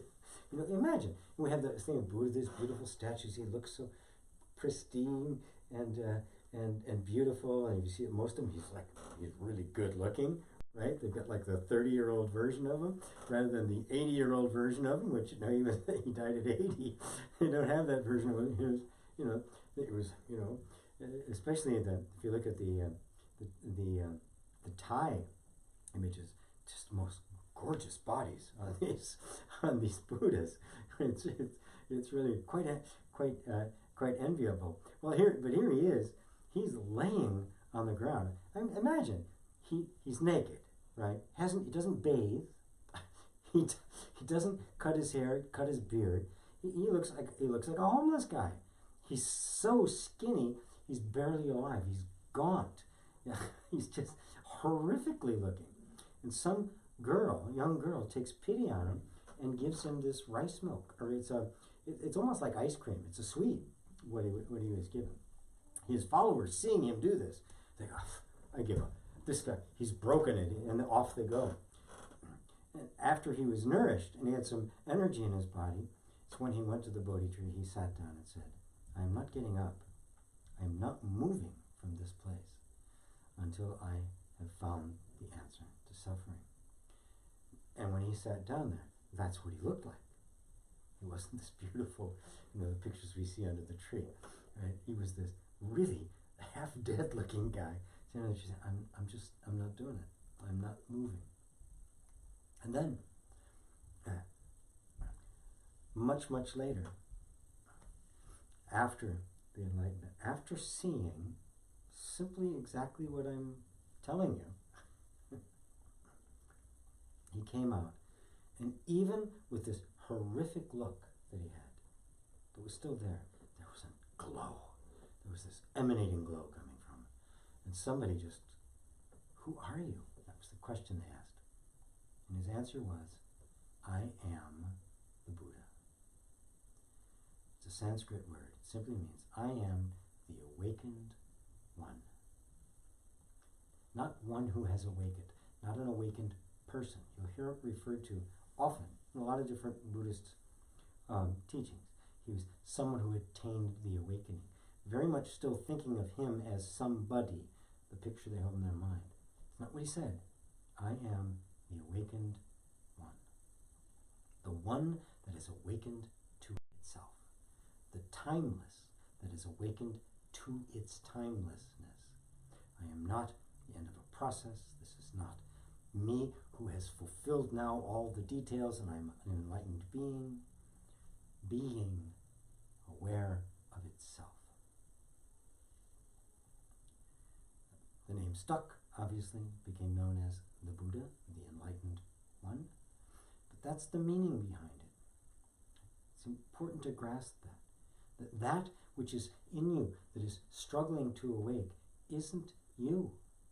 It isn't this person. It's you. It is the real you that is awakening to itself. It is not this person. I'm not the one in the dream. The one in the dream, GP is the one in the dream. I am not the one who awakens. Awaken to the fact that, I am not GP. Never been GP. Nice guy, like him, it's fun, but I'm not him. I'll enjoy him as long as he lasts. I'm not going to hold on to him because he's going to go, but I'm not.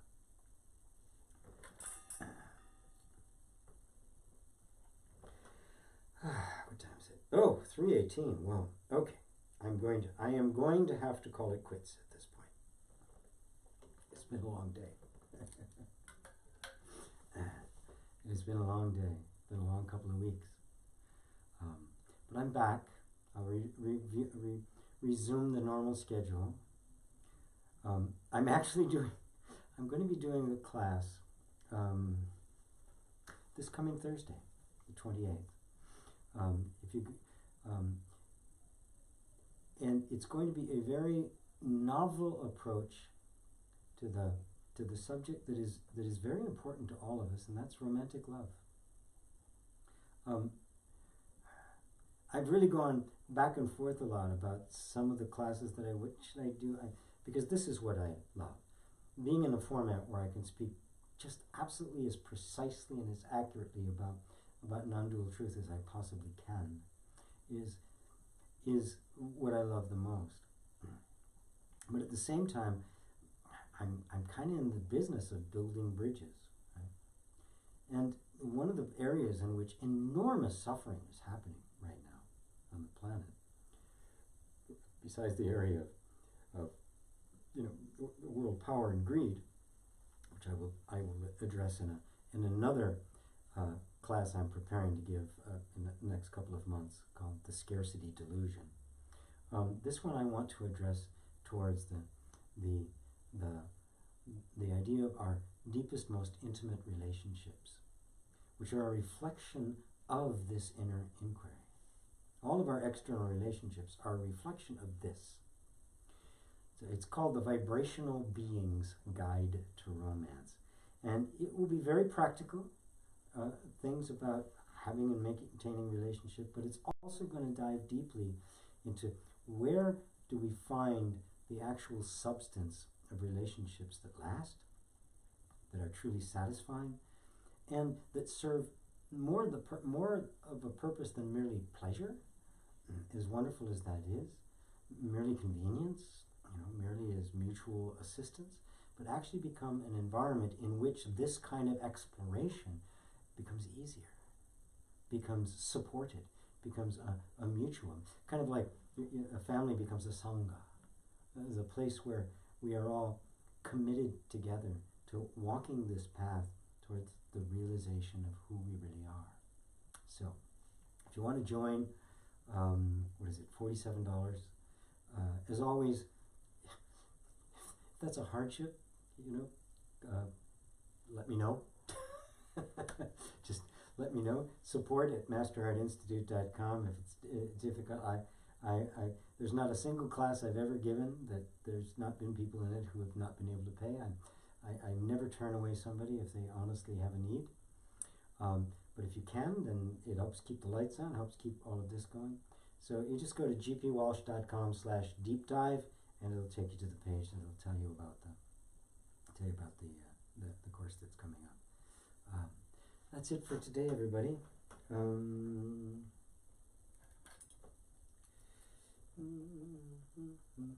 Yeah, I've got to cut it. Part of me going, no, keep going, there's more questions. No, we can stop now. If your question has not been directly answered, just stop for a second. Because, the voice that comes out of me and answers your question is also in you. Sit with the question, but most importantly, sit with the feeling. What's the feeling that behind it that is driving the question? Explore that.